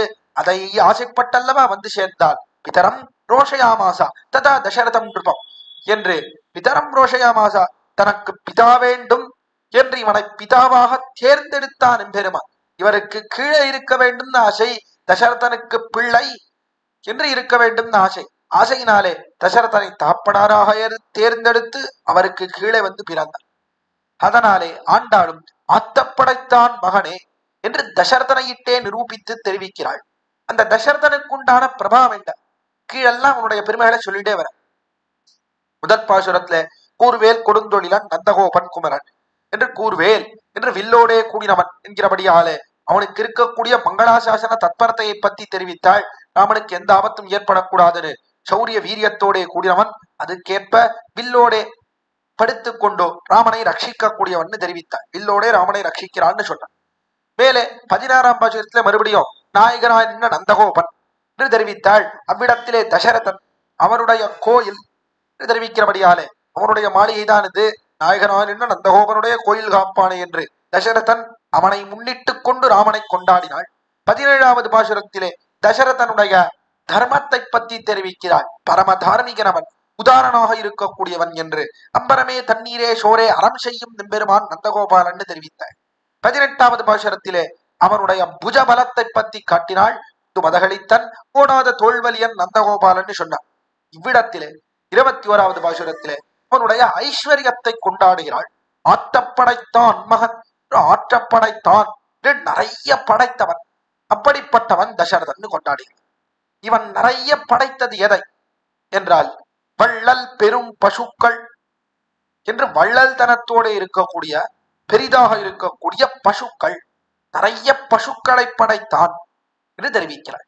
பசுக்கள்னா யார் இவ்விடத்திலே என்றால் பசுக்கள் என்பது பிரஜைகள். நிறைய பிரஜைகளை படைத்தான், அதுதான் இவனுக்கு உண்டான ஐஸ்வர்யம். நிறைய பிரஜைகளோடே கூடியிருந்தான் என்று தெரிவிக்கிறார். பிரஜைகளோட கூடியிருந்தான்னு சொல்றாளே, பிரஜைகளோட கூடியிருப்பதுன்றது செல்வமா? பிரஜைகள் வச்சிருந்தான்னா அது என்ன பெரிய செல்வமா? கஜானா இருந்ததுன்னா அதுதானே செல்வம். வெளியே பிரஜைகள் இருந்தாதான் செல்வம் எல்லாம் போயிடும் சுவாமி. பிரஜைகளுக்கு அவளுக்கு இதை பண்ணணும் அதை பண்ணணும், செல்வம் எல்லாம் கரைஞ்சிடுமே. கஜானால நன்னா நிறைய பணம் இருந்தா தானே செல்வம்னு சொல்லணும். நிறைய தசரதன் 10 பேங்க் அக்கௌண்ட் வச்சிருந்தான், இவ்வளவு பணம் வச்சிருந்தான் அப்படின்னு சொல்லாமல் என்னவோ செல்வம்னு பிரஜைகளை தெரிவிக்கிறாளே என்றால் உண்மையிலேயே பிரஜைகள் இல்லாமல் இந்த ஐஸ்வர்யம் எல்லாம் இருந்து என்ன பிரயோஜனம் தான்? ஐஸ்வர்யத்தை தானே வைத்துக் கொண்டு தனியா அனுபவிக்க முடியுமா? பிரஜைகளுக்கு அதை கொடுத்து அவர்களை வாழ்வித்து அவர்களோடே சேர்ந்து அனுபவித்தால் அல்லவா இவனுக்கு பெருமை ஏற்படும். எப்பொழுதும் கொண்டாடுவர்கள் எல்லோரும் தசரதன் தசரதன் கொண்டாடுவர்கள். அப்படிப்பட்ட பெருமையாகிற ஐஸ்வர்யம் இவனுக்கு எப்பொழுது வந்து சேரும்? அப்படின்னா பிரஜைகள் எல்லாம் இருக்க வேண்டும், அவர்கள் சுகித்து இருக்க வேண்டும், அப்பொழுதுதான் இவருக்கு செல்வம் வந்து சேரும். ஆக பிரஜைகளையே செல்வம்னு கொண்டாடுகிறாள் ஆண்டா. சரி, பிரஜைகளை கொண்டாடுறான்னா பிரஜைகளை நிறைய படைத்தான்னா என்ன அர்த்தம்? நிறைய மக்களோட, பிரஜைகள்னா மக்கள், நிறைய மக்களோட, நாட்டு மக்களோட கூடியிருந்தான் என்றால் என்ன அர்த்தம் என்றால் இவன் அதார்மிகனாக இருந்தான், தர்மமற்றவனாக இருந்தான்னு சொன்னா மக்கள் யாரும் இருக்க மாட்டா இவனுடைய நாட்டில். ஆனா கொடுங்கோல் மன்னனாக இருந்தான், ஆனா அநீதியாக ராஜ்யம் செய்யக்கூடியவனா இருந்தான் என்றால் நாட்டிலே பிரஜைகள் இருக்க மாட்டா. அப்படி இல்லாமல் நாட்டிலே எல்லோரும் சுகித்திருக்கும்படியாக, எல்லோரும் ஆனந்தமாக, பெரியதை சிறியது, சிறியதை பெரியது நலியாதபடியாக ராஜ்ய பரிபாலனம் பண்ணி வந்தார். அதனாலே பிரஜைகள் எல்லோரும் சுகமாக இவனுடைய ராஜ்யத்திலே வாழ்ந்து போந்தார்கள். அப்படிப்பட்ட பிரஜைகள் பல பேரை படைத்தவன். இப்படி பிரஜைகளை பல பேரை படைத்தவன்றது ஒரு பெருமையா? எல்லா நாட்டிலையும் தான் இதே போல எத்தனையோ ராஜாக்கள் இருப்பாங்க, எத்தனையோ பல ராஜ்யம் இருக்கு, எல்லா ராஜ்யத்திலையும் பல பல பிரஜைகள் இருக்கிறார்கள். அந்த பிரஜைகள் எல்லோரும் எல்லாம் சுகமா இருக்கா? நிறைய ராஜாக்கள் தர்மமான மார்க்கத்தில ராஜ்ய பரிபாலனம் பண்ணுகிறார்கள். இப்படி இருக்கும்போது பிரஜைகளை நிறைய படைத்தான்றது இவனுக்கு பெரிய செல்வமா என்றால் அது செல்வம் அன்று. எது செல்வம்னா பால் சொரியும் வள்ளல் பெரும் பசுக்கள் ஆத்த படைத்தான் என்று பாலை வருஷிக்கக்கூடிய பிரஜைகள், அந்த பிரஜைகளை நிறைய படைத்தான், அதுதான் இவனுக்கு உண்டான செல்வம். பால் சொரியக்கூடிய பிரஜைகள்னா என்ன அர்த்தம்? முதல்ல பிரஜைகளை ஏன் பசுன்னு சொல்லணும் என்றால் அவர்கள் பாலை கொடுக்கிறார்கள், அதனாலே அவர்களை பசுன்னு சொல்லணும். என்ன பாலை கொடுக்கிறார்கள்? எது பால் என்றால் ராமனுடைய கல்யாண குணங்கள் இருக்கே, அதுதான் பால். சுவாமி நம்மாழ்வார் கொண்டாடுகிறார், உனது பாலே போல் ஷீரில் பழுத்தொழிந்தேன், உனது பாலே போல் ஷீர் என்று எம்பெருமானுடைய கல்யாண குணங்கள் இருக்கே, அது பாலை போலே பரமபோக்கியமாக இருக்கிறது, ரொம்ப சுகமா இருக்கிறது, இனிமையா இருக்கு, அனுபவிக்கலாம்படியா இருக்கு, சுலபமா அனுபவிக்கலாம்படியா இருக்கிறது. இதனாலே பாலை போல இருப்பது எம்பெருமானுடைய கல்யாண குணங்கள். அந்த கல்யாண குணங்களை வருஷித்தார்கள் நாட்டு பிரஜைகள். வருஷித்தார்கள்னா எப்படி வருஷித்தார்கள் என்பதை மேலே தெரிவிக்கிற அந்த பாலிலே மிகவும் ஈடுபட்டிருந்தார்கள், அதனாலே அதை நிறைய சொரிந்தார்கள் இந்த நாட்டு பிரஜைகள். அப்படிப்பட்ட பிரஜைகளாகிற பசுக்கள், அந்த பசுக்களை நிறைய படைத்தான், ஆற்ற படைத்தான் தசரதன். அதனாலே இவன் ஐஸ்வர்யத்தோட கூடினவன். போல எம்பெருமானிடத்துல பக்தியோட கூடினவர்கள் இப்படி கூட தான் நிறைய ராஜ்யத்துல இருப்பார். ராஜ்யத்துல மற்ற ராஜ்யத்துல இருக்க மாட்டாள. பெருமானத்துல பக்தியோட அவனுடைய கல்யாண குணத்திலே ஈடுபட்டு அதை பேசக்கூடியவர்கள், கல்யாண குணங்களை பேசக்கூடியவர்கள் மற்ற தேசத்திலே இருக்க மாட்டார்களா? அது என்ன பெரிய பெருமை என்றால் இந்த தேசத்திலே இருந்தா போலே கிடையாது. ஏன் அப்படின்னா அத்த படைத்தான், நிறைய படைத்தான் என்றால் குணத்தை தவிர தோஷத்தை பேசுபவர்கள் யாருமே கிடையாது. எல்லாரும் ராமகுணத்திலே ஈடுபட்டிருந்தார்கள். அது சிறு குழந்தை தொடங்கி சிறு பிராயர் தொடங்கி வளர்ந்தவர்கள் வரையில் எல்லாரும் ராமனுடைய குணத்திலே ஈடுபட்டிருந்தா. சிறு குழந்தைகள் அவர்களும் ராமன் அவனை பற்றி நடித்து பார்த்தார்கள், அவனுடைய குணங்களை அதையெல்லாம் நடித்து பார்த்தார்கள். அவனை வைத்துக் கொண்டு விளையாடக்கூடியவர்களாக இருந்தார்கள். அதே போல பெரியவர்கள் அவர்களும் ராமன் விஷயத்திலே ஈடுபட்டிருந்தார்கள். இப்படி குழந்தைகள் தொடங்கி பெரியவர்கள் தொடங்கி அச்சேதன சேதன விவாகமர எல்லாரும் ஈடுபட்டிருந்தார்கள். பிற்பாமுதலா புல்லெரும்பாதி உண்டின்னியே நற்பால் அயோத்தியில் வாரும் சராசரம் புத்தவம் நற்பாலுக்குத்தனன் நான் போனார் பெற்ற நாட்டுளை என்று அயோத்தியிலே இருந்தவர்கள் எல்லாரும் ராமனுடைய குணங்களையே பேசிக் கொண்டிருந்தார்கள். ராமோ ராமோ ராமயதி பிரஜானா பகவன்கதாக ராமபூதம் ஜெகதபூது ராமே ராஜ்யம் பிரசாசத் என்று எல்லாரும் ராமகுணத்திலே ஈடுபட்டிருந்தார். ராமகுணத்திலே ஈடுபடாதவர்கள் யாருமே கிடையாது, குணத்தை அறியாதவர்கள் யாருமே கிடையாது. எல்லாரும் குணத்திலே ஈடுபட்டார்கள். அப்படிப்பட்ட பசுக்களை ஆற்ற படைத்தான், நிறைய படைத்தான்னா. ஈடுபடாத பசுக்கள்ன்றதே யாரும் கிடையாது. மற்ற தேசத்துல எல்லாம் அதை போல இருந்தா. கண்ணன் பிறந்த காலத்திலே இருந்தார்கள். ஹஸ்தினாபுரம் அப்படின்னு எடுத்துட்டா சில பேர் கண்ணனுடைய குணங்கள்ல ஈடுபட்டிருந்தா. விதுராழ்வார் என்ன அவர்கள் தொடக்கமானவர்கள் கிருஷ்ணன் குணத்திலே ஈடுபட்டிருந்தா. துரியோதனன் தொடக்கமானவர்கள் கிருஷ்ணன் குணத்தையே வெறுத்திருந்தார்கள், கிருஷ்ணனிடத்திலே ஈடுபாடு இல்லாமல் கூடியிருந்தார்கள். அதை போல அயோத்தியில இருந்தவா யாராவது உண்டா? யாராவது ராமனிடத்துல ஈடுபட்டிருந்தா? சில பேர் ராமனிடத்துல வெறுப்போட கூடியிருந்தா என்பது யாரும் உண்டானா? ஒருத்தரும் கிடையாது. எல்லா பிரஜைகளும் ராமனுடைய குணத்திலே ஈடுபட்டு அந்த பாலை சொரிந்தார்கள், வருஷிக்கக்கூடிய பசுக்களாக இருந்தார்கள். அப்படிப்பட்ட பசுக்களை நிறைய படைத்ததுதான் இவனுக்கு உண்டான செல்வம். இவனுக்கு உண்டான செல்வம் என்ன? எல்லாரும் ராமகுணங்களை பேசும்படியான பிரஜைகள். அப்படிப்பட்ட பிரஜைகளை உடைய நாடு, அந்த நாட்டை ஆட்சி புரிந்து வந்தான். அது தசரதனுக்கு உண்டான பெருமை. அப்படி அவர்கள் என்ன பாலை வருஷித்தார்கள்? என்று கேட்டால் ராமனுடைய கல்யாண குணங்களாகிற பாலை ஒரு சமயத்திலே வருஷித்தார்கள், நிறைய பொழிந்தார்கள். எப்போதுன்னா தசரத மன்னவன் ராமனுக்கு முடிசூட்ட வேண்டும் என்று நினைத்தான். சைத்திர ஸ்ரீமோனயம் மோசம், சித்திர மாதம் வந்து சேர்ந்தது. ராமனுக்கு நன்னா முடிசூட்ட வேண்டும் என்று வசிஷ்டரை அழைத்தான். நல்ல நாளை பார்த்து கொடுத்து தெரிவித்தான். அவரும் உடனடியா முடிசூட்டலா, நாளைக்கே நல்ல நாள் என்று தெரிவித்தார். தெரிவித்தவாறு சரி வசிஷ்டரும் நாள் குறிச்சுட்டார். இதிலே பிரஜைகளுக்கு ஆசை இருக்கிறதா, பிரஜைகளுக்கெல்லாம் சம்மதமா, அவள்லாம் ஒத்துக்கிறாளான்னு கேட்கணும் என்று நினைத்தான் தசரத மன்னவன். நாளை புறப்பட்டார். புறப்பட்டு நேர பிரஜைகளை எல்லாம் கூட்டினான். பெரிய முரசையெல்லாம் முழங்கினார்கள். எல்லா பிரஜைகள் எல்லாம் வந்து சேர வேண்டும் என்று தெரிவித்தார்கள். பெரிய மாளிகையிலே உபரிக்கை அவ்விடத்துல ஏறி நின்று கொண்டான். பால்கனியில ஏறி நின்றுட்டான் தசரதன். கீழே எல்லா பிரஜைகள் எல்லாம் நிறைய பிரஜைகள் கூடியிருக்கான். அப்படிப்பட்ட பிரஜைகளுக்கு முன்பாக தெரிவித்தான் தசரதன்.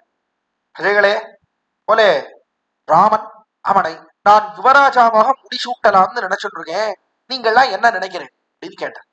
கேட்டானோ இல்லையோ பெரிய கோஷம், எல்லாரும் பிரஜைகள் எல்லோரும் சேர்ந்து பெரிய கோஷத்தை எழுப்பினார்கள். பெரிய சப்தம் விழுந்தது. இந்த சப்தத்துல என்னாச்சுன்னா இந்த மாளிகை இருக்கே அதுவே அப்படியே ஆட ஆரம்பிச்சுடுச்சு.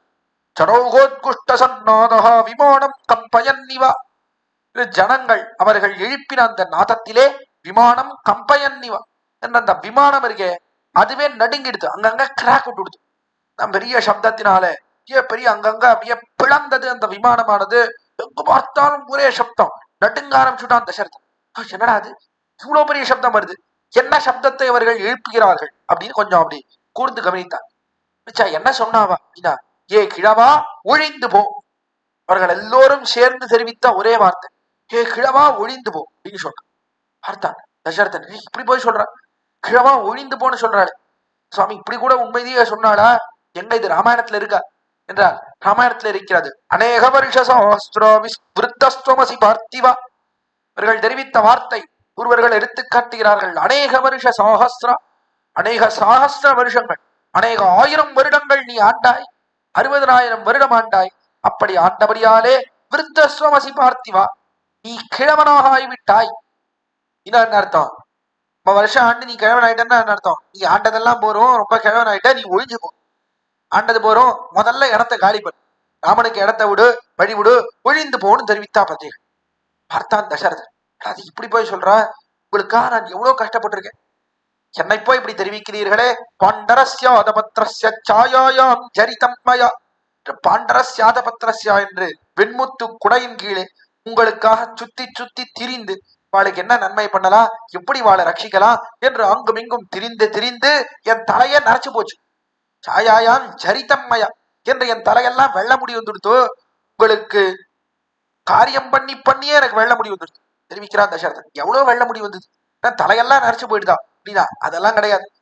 தசரதன் காளிதாசன் தெரிவிக்கிறான், தசரதனுடைய 60,000 வயதுலதான் முடிசூட்ட வேண்டும் நினைச்சானே. ஏன் நினைச்சான் அப்படின்னா அவனுடைய தலையிலே ஒரே ஒரு வெள்ள முடி வந்தது, ஒரு வெள்ள முடிதான் இருந்தது, காதோரத்துல இருந்தது. அதுவும் காதோரத்துல இருந்த வெள்ள முடி என்னாச்சுன்னா அப்படி வெளிப்படையா சொல்லல, எதற்காக காதோரத்துல இருந்து அப்படின்னா இந்த வெள்ள முடி காதோரத்துல வந்ததும் வந்து தசரதனுடைய காதுக்குள்ளே சொல்லிச்சு, தசரதனே பாத்தியா நான் வந்துட்டேன், வெள்ள முடி வந்துட்டேன், அதனால உனக்கு வயசாயிடுது, நீ கிழவன் ஆயிட்ட, உனக்கு வயசாயிடுத்து, அடுத்த ராமனுக்கு முடிசூட்டு, அவனுக்கு யுவராஜ பட்டாபிஷேகம் பண்ணி வைப்பாயாக என்று காதோரத்துல வந்து சொல்லித்து.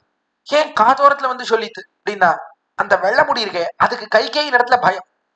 காளிதாசன் தெரிவிக்கிறான், கைகேயின் இடத்துல பயம், கொஞ்சம் சத்தமா சொல்லி அது கைகை காதுல இட்டுடுத்துன்னா கைகை பட்டாபிஷேகத்துக்கு எடுத்துட்டானா என்ன பண்ணுறது. அதனால தசரதன் காதோரத்துல வந்து தெரிவித்தது என்று ரசமாக தெரிவிக்கிறான் காளிதாசன். இப்படி ஒரே ஒரு வெள்ள முடி வந்தது, அதையே இவன் சொல்லிட்டான், சாயோயம் சரிதம், தலையெல்லாம் நரைச்சு போச்சு, அப்படி உங்களுக்காக காரியம் செய்திருக்கிறேன், என்னை பார்த்து ஏ கிழவா ஒழிந்து போ அப்படின்னு என்னவோ கொடுங்கோல் மன்னனை போல உங்களுக்கெல்லாம் ஹிம்சித்தா போல தெரிவிக்கிறீர்களே, உங்களுக்கு நான் என்ன குறை வைத்தேன், நாட்டில் என்ன குறையை கண்டீர்கள், ஏற்படி தெரிவிக்கிறீர்கள் கேட்டான் தசரத மன்னவன். அப்பொழுது தெரிவித்தார்கள், பிரஜைகள் எல்லோரும் தெரிவித்தார்கள், என்ன பண்ண தெரியுமா, நன்னா ராஜ்யமெல்லாம் நன்னா தான் ஆண்ட, ஆனால் நீ ஒரு தவறு செய்தாய்.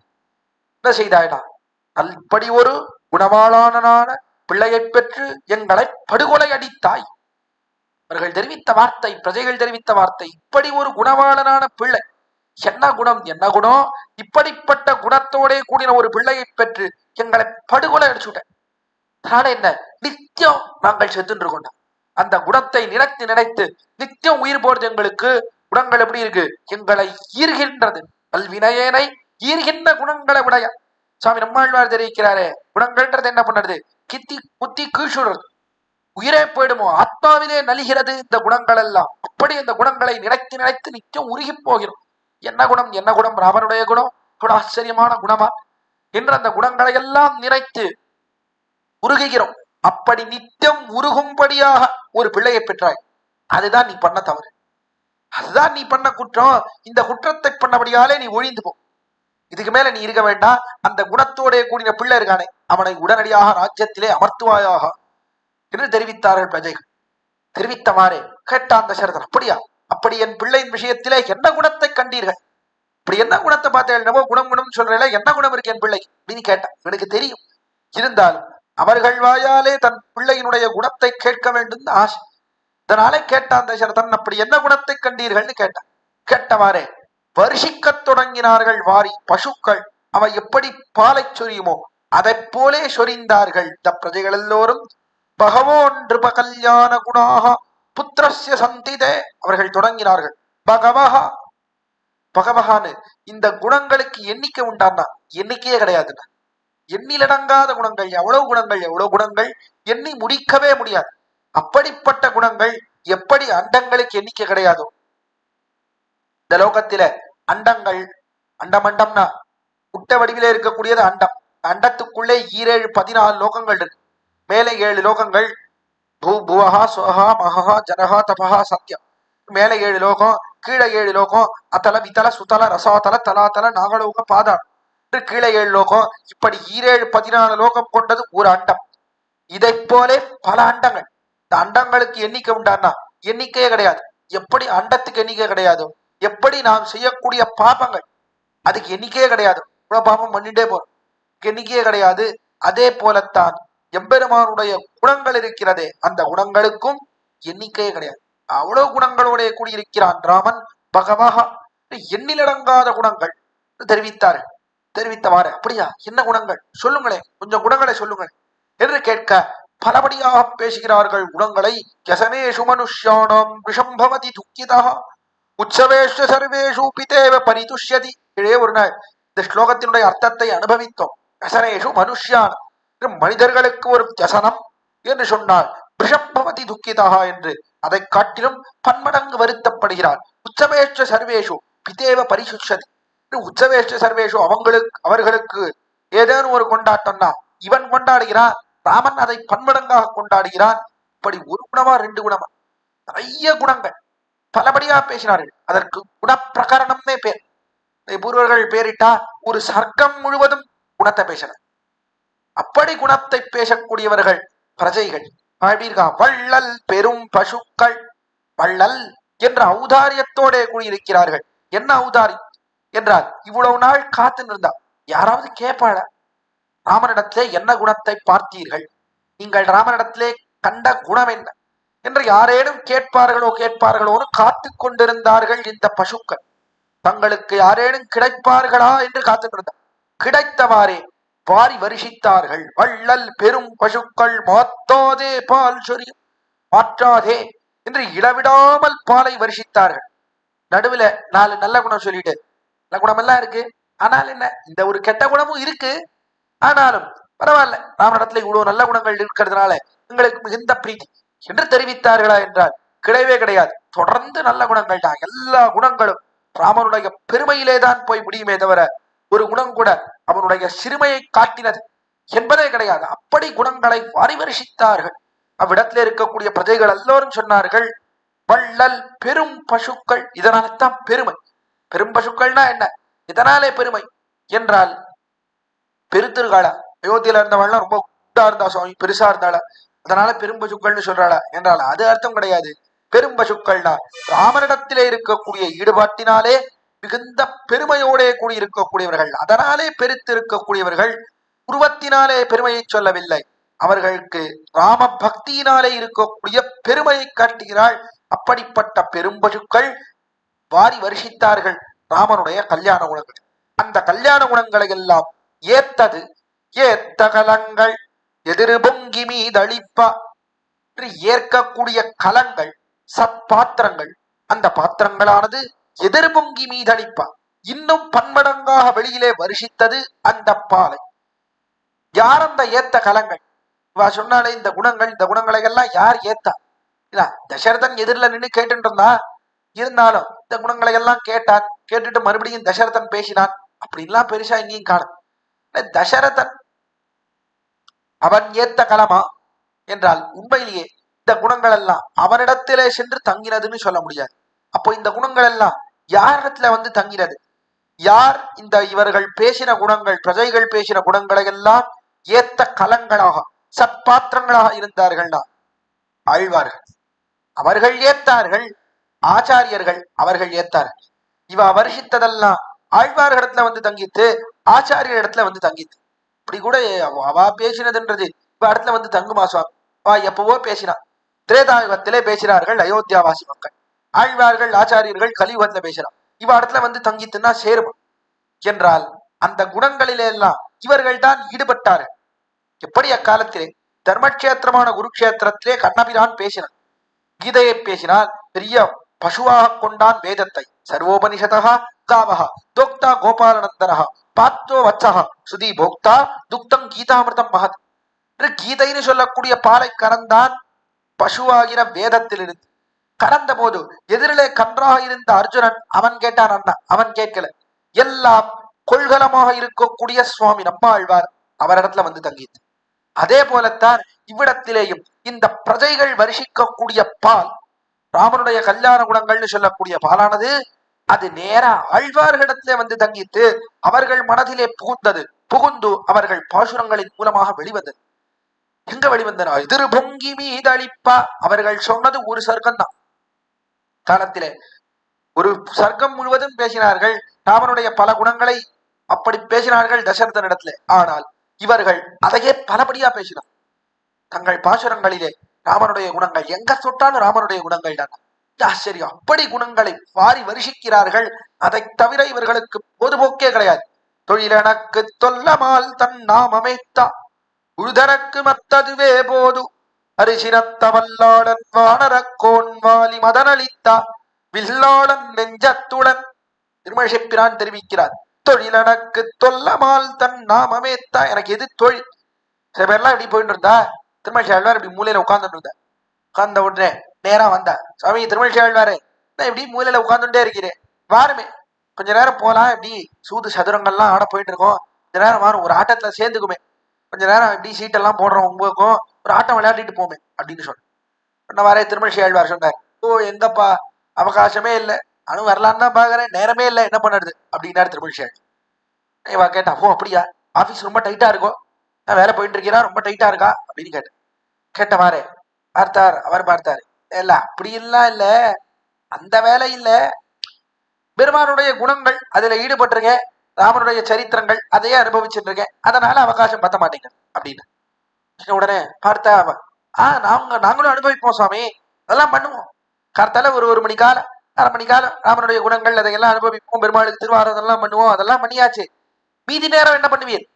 இது பண்றீர் சரி, மீதி நேரம் என்ன பண்ணுவீர் கேட்டவாறே பார்த்தா அவர் சொன்னார், தொழில் எனக்கு தொல்லமால் தன் நாமமேத்தா. சொல்லமால் ராமன் அவனுடைய திருநாமங்களை பாடுவதுதான் எனக்கு தொழில் அப்படின்னா. உடனே அதுதான் தொழிலா, அதே வேலையா சுவாமி இப்படி சொல்றேன்? சரி அதே வேலையா? வேலைன்னா நாங்கெல்லாம் எவ்வளவு நேரம் பண்ணுவோம்? 8 மணி நேரம் பண்ணுவோம், 9 மணி நேரம் பண்ணுவோம். ஒரு 8 மணி நேரம் பண்றீன்னு வச்சுக்கோ, அந்த வேலை முடிஞ்ச அப்புறம் என்ன பண்ணுவீர்? அதுக்கப்புறம் சும்மா தானே இருப்பீர் சாயங்கால வேலையில, அப்ப வந்து சூது விளையாடலாமே. கேட்டாவன் அவளுக்கும் எப்படியாவது இந்த திருமழிசை ஆழ்வார ஒரு ஆட்டத்திலேயாவது சேர்த்துக்கணும்னு ரொம்ப ஆசை, ஆனா அப்ப வரலாமே அப்படின்னு கேட்ட உடனே இவர் சொன்னார், பொழுதனக்கு மத்ததுவே போது, அதை தவிர எனக்கு எங்கடா போது, 24 மணி நேரமே எனக்கு பத்த மாட்டேங்கிறது, அவனுடைய குணங்கள் எம்பெருமானுடைய குணங்களை பாடுவதற்கு 24 மணி நேரமே பத்த மாட்டேங்கிறது, இன்னும் நேரம் இருந்தா பரவாயில்ல அப்படின்னு தோணுறது, பொழுதே பத்த மாட்டேங்கிறது, நீங்க என்னடான்னா அதுக்கப்புறம் இருக்கிற பொழுதுலையாவது பேசலாமே அப்படின்னு சொல்றே, எங்க இருக்கு நேரம் அப்படின்னா. அப்படியா, அப்படி என்ன பண்ணுவீர் கேட்டாவா, அரிசினத்தவல்லாளன் வானரக்கோன் வாலி மதனளித்த வில்லாளன் நெஞ்சத்துடன். வாலி மதனளித்தா, வாலியை கொன்றானே ராமன், அந்த ராமன் வில்லாளன், அவன்தான் என் நெஞ்சிலே இருக்கிறான், அவனை பற்றியே பேசினபடியாலே எனக்கு பொழுது போர மாட்டேன் என்கிறது என்று இப்படி சொல்லிக் கொண்டோ அவனுடைய குணங்களையே பேசுகிறார்கள், குணங்களிலேயே ஈடுபட்டிருக்கிறார்கள் ஆழ்வார். இப்படி ராமனுடைய குணத்தை மட்டுமே சுவாமி பேசுறா, மற்ற அவதாரத்துல இருக்கிற குணத்தையும் தானே சேர்த்து பேசுறா, அர்ச்சாவதாரத்துல இருக்கிற குணத்தையும் சேர்த்து பேசுறா. அப்படி இருக்கும்போது ராமன் குணத்திலேயே ஈடுபட்டான்னு சொல்ல முடிய மாட்டான். இதற்கு சமாதானம் முதல் நாளே சொல்லிட்டேன். மற்ற அவதாரங்களிலே இருக்கிற குணங்கள் எல்லாம் பேசுவது எதற்காண்டா, இந்த குணங்கள் எல்லாம் ராமாவதாரத்துல இருக்கு. ராமாவதாரத்துல இருக்கக்கூடிய குணங்கள் அதுதான் மற்ற அவதாரங்கள் எல்லாம் காண கிடக்கிறது. ராமாவதாரம் பெரிய சமுத்திரத்தை போனே குணக்கடலாக இருக்கிறான் பெருமான். ராமன் குணக்கடலா இருக்கா, அவனிடத்துல எல்லா குணங்களும் இருக்கு. அவனிடத்திலே இருக்கக்கூடிய குணங்களைத்தான் ஒவ்வொரு அவதாரத்திலே ஆங்காங்கே பார்க்கலாம். இந்த குணத்துல ஒரு குணத்தை கிருஷ்ணாவதாரத்துல காட்டுறான், ஒரு குணத்தை வராவதாரத்துல காட்டுறான். இப்படி இந்த குணத்தை தான் ஒவ்வொரு அவதாரத்துல காட்டுறான். அதனாலே அந்தந்த அவதாரத்திலே இருக்கக்கூடிய குணங்களை எல்லாம் அனுபவிப்பதும் ராமாவதாரத்தை அனுபவிக்கிறதுக்காக தான். ராமாவதாரத்துல இருக்கிற ஒரு குணம் அதை மற்ற அவதாரத்துல கண்டு அனுபவிக்கிறார். இதை போல குணம் தான் ராமனுக்கும் இருந்தது. ராமாவதாரத்துக்கு திருஷ்டாந்தமாக மற்ற அவதாரத்தின் குணங்களை பேசுகிறார்களே தவிர, அல்லது ராமாவதார குணங்களை தவிர வேறு எதையுமே பேசவில்லைன்னு சொல்ல வேண்டும். அப்படி ஆழ்வார்கள் ராமாவதாரத்தின் குணங்களிலே மண்டி கிடக்கிறார்கள். அதையேதான் ஆச்சாரியர்களும் கொண்டார். ஆச்சாரியர்களும் என்ன பண்றாண்டா, ராமாவதாரத்தின் குணங்கள் அதுலதான் மண்டி கிடக்கிறார். அதனால தான் எவ்வளவு வியாக்கியானங்கள் ராமாயணத்தை போல கிடையாது. மற்ற மகாபாரதமோ ஸ்ரீவிஷ்ணு புராணமோ இதற்கெல்லாம் அந்த ஸ்லோகங்களை எல்லாம் எடுத்து வியாக்கியானம் செய்தவர்கள் விசேஷமாக அதெல்லாம் உண்டானா கிடையாது. ராமாயண ஸ்லோகத்துக்குத்தான் தனி ஸ்லோகம், தனி ஸ்லோக ராமாயணம். பெரிய வாச்சான் பிள்ளை அவர் அர்த்தங்களை வாரி வருஷிக்கிறார். எல்லா முக்கியமான ஸ்லோகங்கள் ராமாயணத்துல இருக்கக்கூடிய முக்கியமான ஸ்லோகங்களை எல்லாம் எடுத்து பலவிதமான அர்த்தங்களை வருஷிக்கிறார். இது மட்டுமா திருவாய்மொழி வியாக்கியானமோ அல்லது மற்ற பிரபந்தங்களினுடைய வியாக்கியானமோ எல்லா இடத்திலேயும் ராமாயண ஸ்லோகங்கள் இல்லாமல் கிடையவே கிடையாது. எம்பெருமான் ராமனாக அவதரித்ததே இவர்கள் வியாக்கியானம் பண்றதுக்காக தானோ என்று சொல்லும்படியாக அப்படி ராமாயணத்தை பற்றி எல்லா இடத்திலையும் பேசுகிறார்கள். ராமனுடைய கல்யாண குணங்கள் என்ன, அவனுடைய விற்த்தாந்தங்கள் என்ன, அதை பலபடியாக பேசுகிறார்கள் நம்முடைய பூர்வாச்சாரியர். எங்க தொட்டாலும் ராமாயணத்தை திருப்பாவை வியாக்கியானமா எடுத்துண்டா எவ்விடத்துல தொட்டாலும் ராமாயணம் தான். உண்மையிலேயே இப்படி மேலெழுந்த மாதிரியா பார்த்தா தான் என்னமோ கிருஷ்ணனை போல பேசுகிறா போல இருக்கும், கிருஷ்ணனை கொண்டாடுகிறா போல இருக்கும். ஆனால் உள்புகுந்து பார்த்தால் வியாக்கியான கர்த்தாக்கள் எல்லா இடத்துலையும் ராமனை பத்தி தான் பேசுறது, கிருஷ்ணனை பத்தி பேசுறதே ரொம்ப அபூர்வம். அப்படி ராமனுடைய விற்த்தாந்தத்தை தான் சேர்த்து சேர்த்து பேசுகிறார்கள். அக்காலத்திலே பேசினார்கள் பிரஜைகள், ஒரு சர்க்கம் முழுவதும் பேசினார்கள். அதையெல்லாம் தங்கள் மனதில தேக்கிண்டு ஏத்த கலங்கள் என்று அதை எல்லாவற்றையும் ஏற்கிறார்கள். ஏற்று எதிர் பொங்கி மீதளிப்பா அதை எதிர் பொங்கி பலபடியா அந்த குணத்தை காட்டுகிறார்கள். அந்த குணத்தை எல்லாம் பேசுறான். எப்படி பேசுறான்னா திருஷ்டாந்தத்தோட சேர்த்து பேசுறான். பிரஜைகள் வெறும் குணங்களை மட்டும்தான் சொன்னார். இவா என்ன பண்ணான்னா இந்த குணங்களுக்கு ஏற்ப ராமன் இவ்விடத்திலே இப்படி நடந்து கொண்டார், இந்த குணம் இவ்விடத்திலே பிரசுதமா இருக்கிறது, அவ்விடத்திலே நடந்த காரியங்கள் என்ன சேர்த்து சேர்த்து வேற சொல்றான். ஒரு குணத்தை பத்தி பேச தொடங்கினார்கள். அதுக்காக ஒரு ஸ்லோகத்தை சொல்ல தொடங்கினார்கள்னா அந்த ஸ்லோகத்துக்கு மட்டும் அர்த்தம் சொல்ல மாட்டான். இந்த ஸ்லோகத்திலே எந்த பதம் தேவையோ அந்த பதத்துக்கு மட்டும் அர்த்தம் சொல்ல மாட்டான். பூர்ணமா ஸ்லோகத்தை எடுத்து வியாக்கியானம் பண்ணிடுவோம். என்ன இதை விட்டால் இந்த ஸ்லோகத்தினுடைய அர்த்தத்தை இவர்களுக்கு சொல்வதற்கு அவகாசம் கிடைக்காது. இந்த ஸ்லோகம் ரொம்ப ஆச்சரியமான ஸ்லோகமாயித்தே, ராமனுடைய குணத்தை காட்டுகிறதே என்ற அந்த குணத்திலே மண்டி கிடந்தபடியாலே பூர்ணமா அதுக்கு அர்த்தத்தை சொல்லுவா. இப்படி அர்த்தத்தை வாரி வருஷிக்கிறார்கள் பிரஜைகள். அவர்கள் எம்பெருமான் எப்படி இருக்கிறான் என்றால் விடத்திலே யசனேஷு மனுஷ்யானாம் பிருஷம் பவதி துக்கிதா திருஷ்டாந்தத்துக்கு தெரிவிக்கிற யசனேஷு மனுஷ்யானாம் பிருஷம் பவதி துக்கிதா என்று யாருக்கேனும் ஏதேனும் ஒரு துக்கம் தான் அதை பார்த்து ராமன் துக்கப்படுகிறான்னு தெரிவித்தார். அதை பூர்வாச்சாரியர்கள் என்ன பண்ணார்னா சேர்த்தார்கள். இதை போலே கண்ட இடம் உண்டோ என்றால் இடம் உண்டு. எவ்விடத்திலே இதை காண்கிறோம்னா சுக்ரீவனுடைய விற்த்தாந்தம் அவ்விடத்திலே காண்கிறோம்.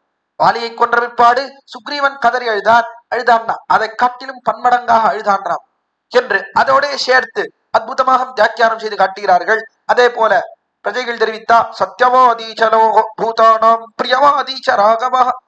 ராமன் எப்படி இருக்கான், சத்தியவாதி என்று சத்தியத்தையே பேசக்கூடியவன் என்று தெரிவித்தார்கள் பிரஜைகள். அதை மனதிலே ஏற்றுக்கொண்டார்கள் ஆச்சாரியர்கள். அதை பன்மடங்கா வெளியிட்டார்கள். அப்படி சத்தியத்தையே பேசுகிறபடியினாலே தான் ஜட்டாயுவுக்கே மோட்சம் அளித்தான். கீழே இதெல்லாம் கீழே அனுபவித்தோம், இருந்தாலும் இவ்விடத்துக்கு சேர நினைவூட்டுகிறேன். அப்படி சத்தியமே பேசி ஜடாயுவுக்கு மோட்சம் அளித்தார். அப்படிப்பட்ட பிரபாவம் உண்டு ராமனுக்கு என்று கொண்டாடுகிறார்கள் பூர்வர்கள். பிரியமோதீச்சரோகமோ என்று பிரியமோக எல்லோருக்கும் பேசக்கூடியவன் என்பதற்கு சேர பேசக்கூடிய அழகு, என்ன அழகு என்ன அழகு என்று வாக்மி ஸ்ரீமான் அவன் பேசக்கூடிய அழகை பல இடங்களை எடுத்து நிரூபித்து காட்டுகிறார்கள். இப்படி இந்த பிரஜைகள் பேசின குணங்கள் எல்லாம் இருக்கே, எல்லாம் ஆழ்வார் ஆச்சாரியர்கள் ஹிருதயத்திலே தங்கியது. தங்கி அதை இவர்கள் பன்மடங்காக பேசுகிறார்கள். ராமனுக்கு இருந்த குணங்கள் தான் அதை பல இடங்களிலே எடுத்து காட்டுகிறார்கள். இவர்கள் பேசின குணங்கள் அது ஏதோ காத்திலே போல, ஏதோ பேருக்கு பெரிய ராஜானா கொண்டாடணும், இவருக்கு இது உண்டு அது உண்டு இந்த குணம் உண்டு அந்த குணம் உண்டு என்று கொண்டாடணுன்றதுக்காக பேசல. இவர்கள் பேசினதற்கு சேர எம்பெருமான் நடந்து கொண்டான் என்று பல இடத்தை எடுத்து ஆச்சரியமாக அந்த குணத்திலே ஈடுபடுகிறார்கள். ஆக இவர்கள்தான் ஏத்த கலங்கள். ஆழ்வார்களும் ஆச்சாரியர்களும் இவர்கள்தான் ஏத்த கலங்கள். அந்த அர்த்தங்களை எல்லாம் ஏற்றுக்கொண்டு எதிர்பொங்கி மீதளிப்பா என்று அந்த கலத்துக்கு மேலே பீரிட்டு கொண்டு பானானது வெளியிலே பொங்கி வருமா போலே தங்கள் ஹிருதயத்திலே தேக்கி கொண்டதல்லாமல் அதை வருஷிக்கிறார், வெளியிடுகிறார்கள், வெளிநாடு காண உமிழ்கிறார்கள். சுவாமி நம்மாழ்வார் எல்லாத்தையும் வயிற்றிலேயே வச்சுக்காமல் குணத்தை வச்சு அப்படியே ஈடுபட்டு இந்த குணத்தை அப்படியே அனுபவிச்சுட்டு இவர் மட்டும் இருக்காமல் அதை மற்ற பேரும் அனுபவிக்கும் வழியிலே அதை புறவெள்ளமிட்டு பாசுரமாக வெளியிடுகிறார் சுவாமி நம்மாழ்வார். அதே போலத்தான் மற்ற ஆழ்வார்களும், அதே போலத்தான் ஆச்சாரியர்களும் தங்கள் மனதிலே அதை கொண்டு அனுபவிப்பதோடு அல்லாமல் அதை வியாக்கியானமுக்கேன எல்லோரும் வாரி வருஷிக்கிறார்கள். அப்படி எதிர்பொங்கி மீதளிக்கிறார்கள். மீதளிக்கும்படியாக இவர்கள் தெரிவித்தார்கள். மாத்தாதே பால் சொரியும் வள்ளல் பெரும் பசுக்கள். மாத்தாதேனா என்ன, இன்னொரு அர்த்தமும் உண்டு. மாத்தாமல்னா பொய்யாக சொல்லாமல், மாற்றாமல், அர்த்தத்தை மாற்றாமல் என்ன இருந்ததோ அதை உண்மையா சொன்ன பிரஜைகள் ஏதோ இல்லாததும் பொல்லாதையும் சேர்த்து இது உண்டு எங்கள் ராமனுக்கு அது உண்டு என்று இல்லாததை எல்லாம் சொல்லவில்லை. என்ன இருக்கிறதோ அதை மட்டும் தெரிவித்தார்கள், மாத்தாமல் தெரிவித்தார்கள். மாத்தாதே பால் சொரியும் வள்ளல் பெரும் பசுக்கள். அப்படி பாலை வருஷிக்கக்கூடிய பால்னு ராமருடைய கல்யாண குணங்கள் அதை பத்தி பேசக்கூடிய வள்ளல் ஔதாரியத்தோட கூடின பெரும் பசுக்கள், பெரிய பசுக்களான அந்த பிரஜைகளை அத்தப்படைத்தான். நிறைய படைத்தவன் தசரத மன்னவன். இப்படி ராமனுடைய குணங்களிலேயே ஈடுபட்ட பிரஜைகளை நிறைய படைத்தவன் தசரதன். அப்படிப்பட்ட தசரதனுடைய மகனே, அத்தப்படைத்தான் மகனே அறிவுராய், நீ எழுந்திருக்க வேண்டும். இப்படிப்பட்ட குணங்களோட கூடினவன் நீனா, அதற்கு சேர காரியம் பண்ண வேண்டாமா? எழுந்திருந்து எங்களை சேர்த்து கொள்ள வேண்டாமான்னு அழைக்கிறாள் ஆண்டாள். அத்தப்படைத்தான் மகனே அறிவுராய். அதற்கு மேலே ராமன் பிறந்து இந்த லோகத்திலே படைத்த சில அசாதாரண குணங்கள், அதை கொண்டாடுகிறாள். ஊத்தமுடையாய் பெரியாய் உலகினில் தோற்றமாய் நின்ன சுடரே துயிலடாய். ஊத்தமுடையாய், ஊத்தத்தோட திருடமாக இருக்கிறான் எம்பெருமான். எதிலே தாட்டியத்தோட கூடியிருக்கிறான், எதிலே திருடமா இருக்கான் என்றால் வந்தவனை ஒரு காலத்திலேயும் கைவிட மாட்டேன். அடியவன் ஒருத்தன் ஆசிரியித்தான்னா அவனை ஒருபோதும் விடமாட்டேன் என்பதிலே ஊட்டத்தோட கூடியிருக்கிறான். அப்படி யார் வந்தார் என்றால் விபீஷணாழ்வான் வந்தார். விபீஷணன் சர்வலோக சரண்யாய ரோகவாய மகாத்மனே நிவேதயதமாம் க்ஷிப்ரம் விபீஷணம் உபஸ்திதம். சர்வலோக சரண்யாய, எல்லா லோகத்துக்கும் சரண்யாக இருக்கக்கூடிய ராமனே, காலிலே நான் விழுகிறேன். விபீஷணன் விழுந்தான். இப்படிப்பட்ட விபீஷணன் ராட்சசன். விழுந்த காலத்திலே எல்லாரும் என்ன சொன்னானா, ஒரே மனதோட சுக்ரீவாதிகள் அத்தனை பேரும் இவனை சேர்த்து கொள்ளக்கூடாது எல்லாரும் சொல்ல தொடங்கினா. சுக்ரீவன் தெரிவித்தார், இவன் வதார்ஹம் என்று, இவன் கொல்ல தகுந்தவன், இவனை வைத்து நன்னா கட்டி வைத்து நன்னா அடிக்க வேண்டும். எல்லாம் தடியெல்லாம் எடுத்துக்கோங்கடா தெரிவித்தான் சுக்ரீவன். எல்லாம் தடி என்ன கையில கிடைக்கிறதோ எல்லாத்தையும் எடுத்துக்கோங்க, இவனை நன்னா கட்டி அடிக்க வேண்டும். இவ்விடத்துல எப்படி வருவனவன்? இங்கே வந்தான்னு சொன்னால் தீய எண்ணத்தோட வந்திருக்கிறான். யுத்தத்திலே அண்ணா மாட்டு போக போகிறார் என்பதை அறிந்து வந்திருக்கிறான். இவன் கோதாவரி கரையிலே வந்திருந்தான்னா சேதன்றுகலாம். எப்போ ராவணன் சீதையை தூக்கின் போனானோ உடனே இடத்துல இருந்து புறப்பட்டு நேரா கோதாவரி கரைக்கு வந்தான்னா சேர்த்து கொண்டு இருக்கலாம். அது இல்லாமல் இவ்விடத்திலே சமுத்திர கரைக்கு வந்தான்னா எப்படி இவனை சேர்த்துக்கிறது? ஒரு காலத்தையும் சேர்த்துக்க முடியாது என்று எல்லாரும் ஒரு மனதோட தெரிவித்தார். பார்த்தான் ராமன், என்னடா அது எல்லாரும் சொல்றாளே, சரி போ விட்டுடுவோம். வந்தா நம்ம அடையார்கள் சுக்ரீவன் முதலியார் இவார் சேர்த்து கொள்ள கூடாதுன்னு சொல்றான். அதனால பேசாம விட்டோம் என்று விட்டானா அப்படின்னா விடல. விடக்கூடாது, எப்படியாவது கட்டாயம் சேர்த்துக் கொள்ள வேண்டும் என்கிறபடியாலே திருடமாக இருந்தான். பலபடியாக பேசினான். சுக்ரீவனை எப்படியாவது இவன் மனதை மாத்திருந்தான். சுக்ரீவனையும் கைவிட்டுவிடக் கூடாது. அவனுக்கு சுக்ரீவனை மீறி அவனை சேர்த்துக் கொள்வதில் அபிப்பிராயம் இல்லை. சுக்ரீவனை மீறி சேர்த்துட்டா என்ன ஆகும் பிற்பாடு? சுக்ரீவனை மீறி சேர்த்துட்டா என்ன ஆகும் பிற்பாடு? எல்லோரும் சுக்ரீவாதிகள் அவர்கள் எல்லாம் ராமன் வந்த பிற்பாடு, ராமனுடைய விபீஷணன் சேர்ந்த பிற்பாடு, விபீஷண ஆழ்வான் அவனை எல்லாரும் பெரிய ராமன் சேர்த்துண்டான், நம்ம மீறி சேர்த்துண்டான், அவன் வந்துட்டான், உம்முடைய அடிவன் வந்துட்டான் என்று பிரித்து பார்ப்பார்கள். அது ஒரு காலத்திலேயும் கூடாது.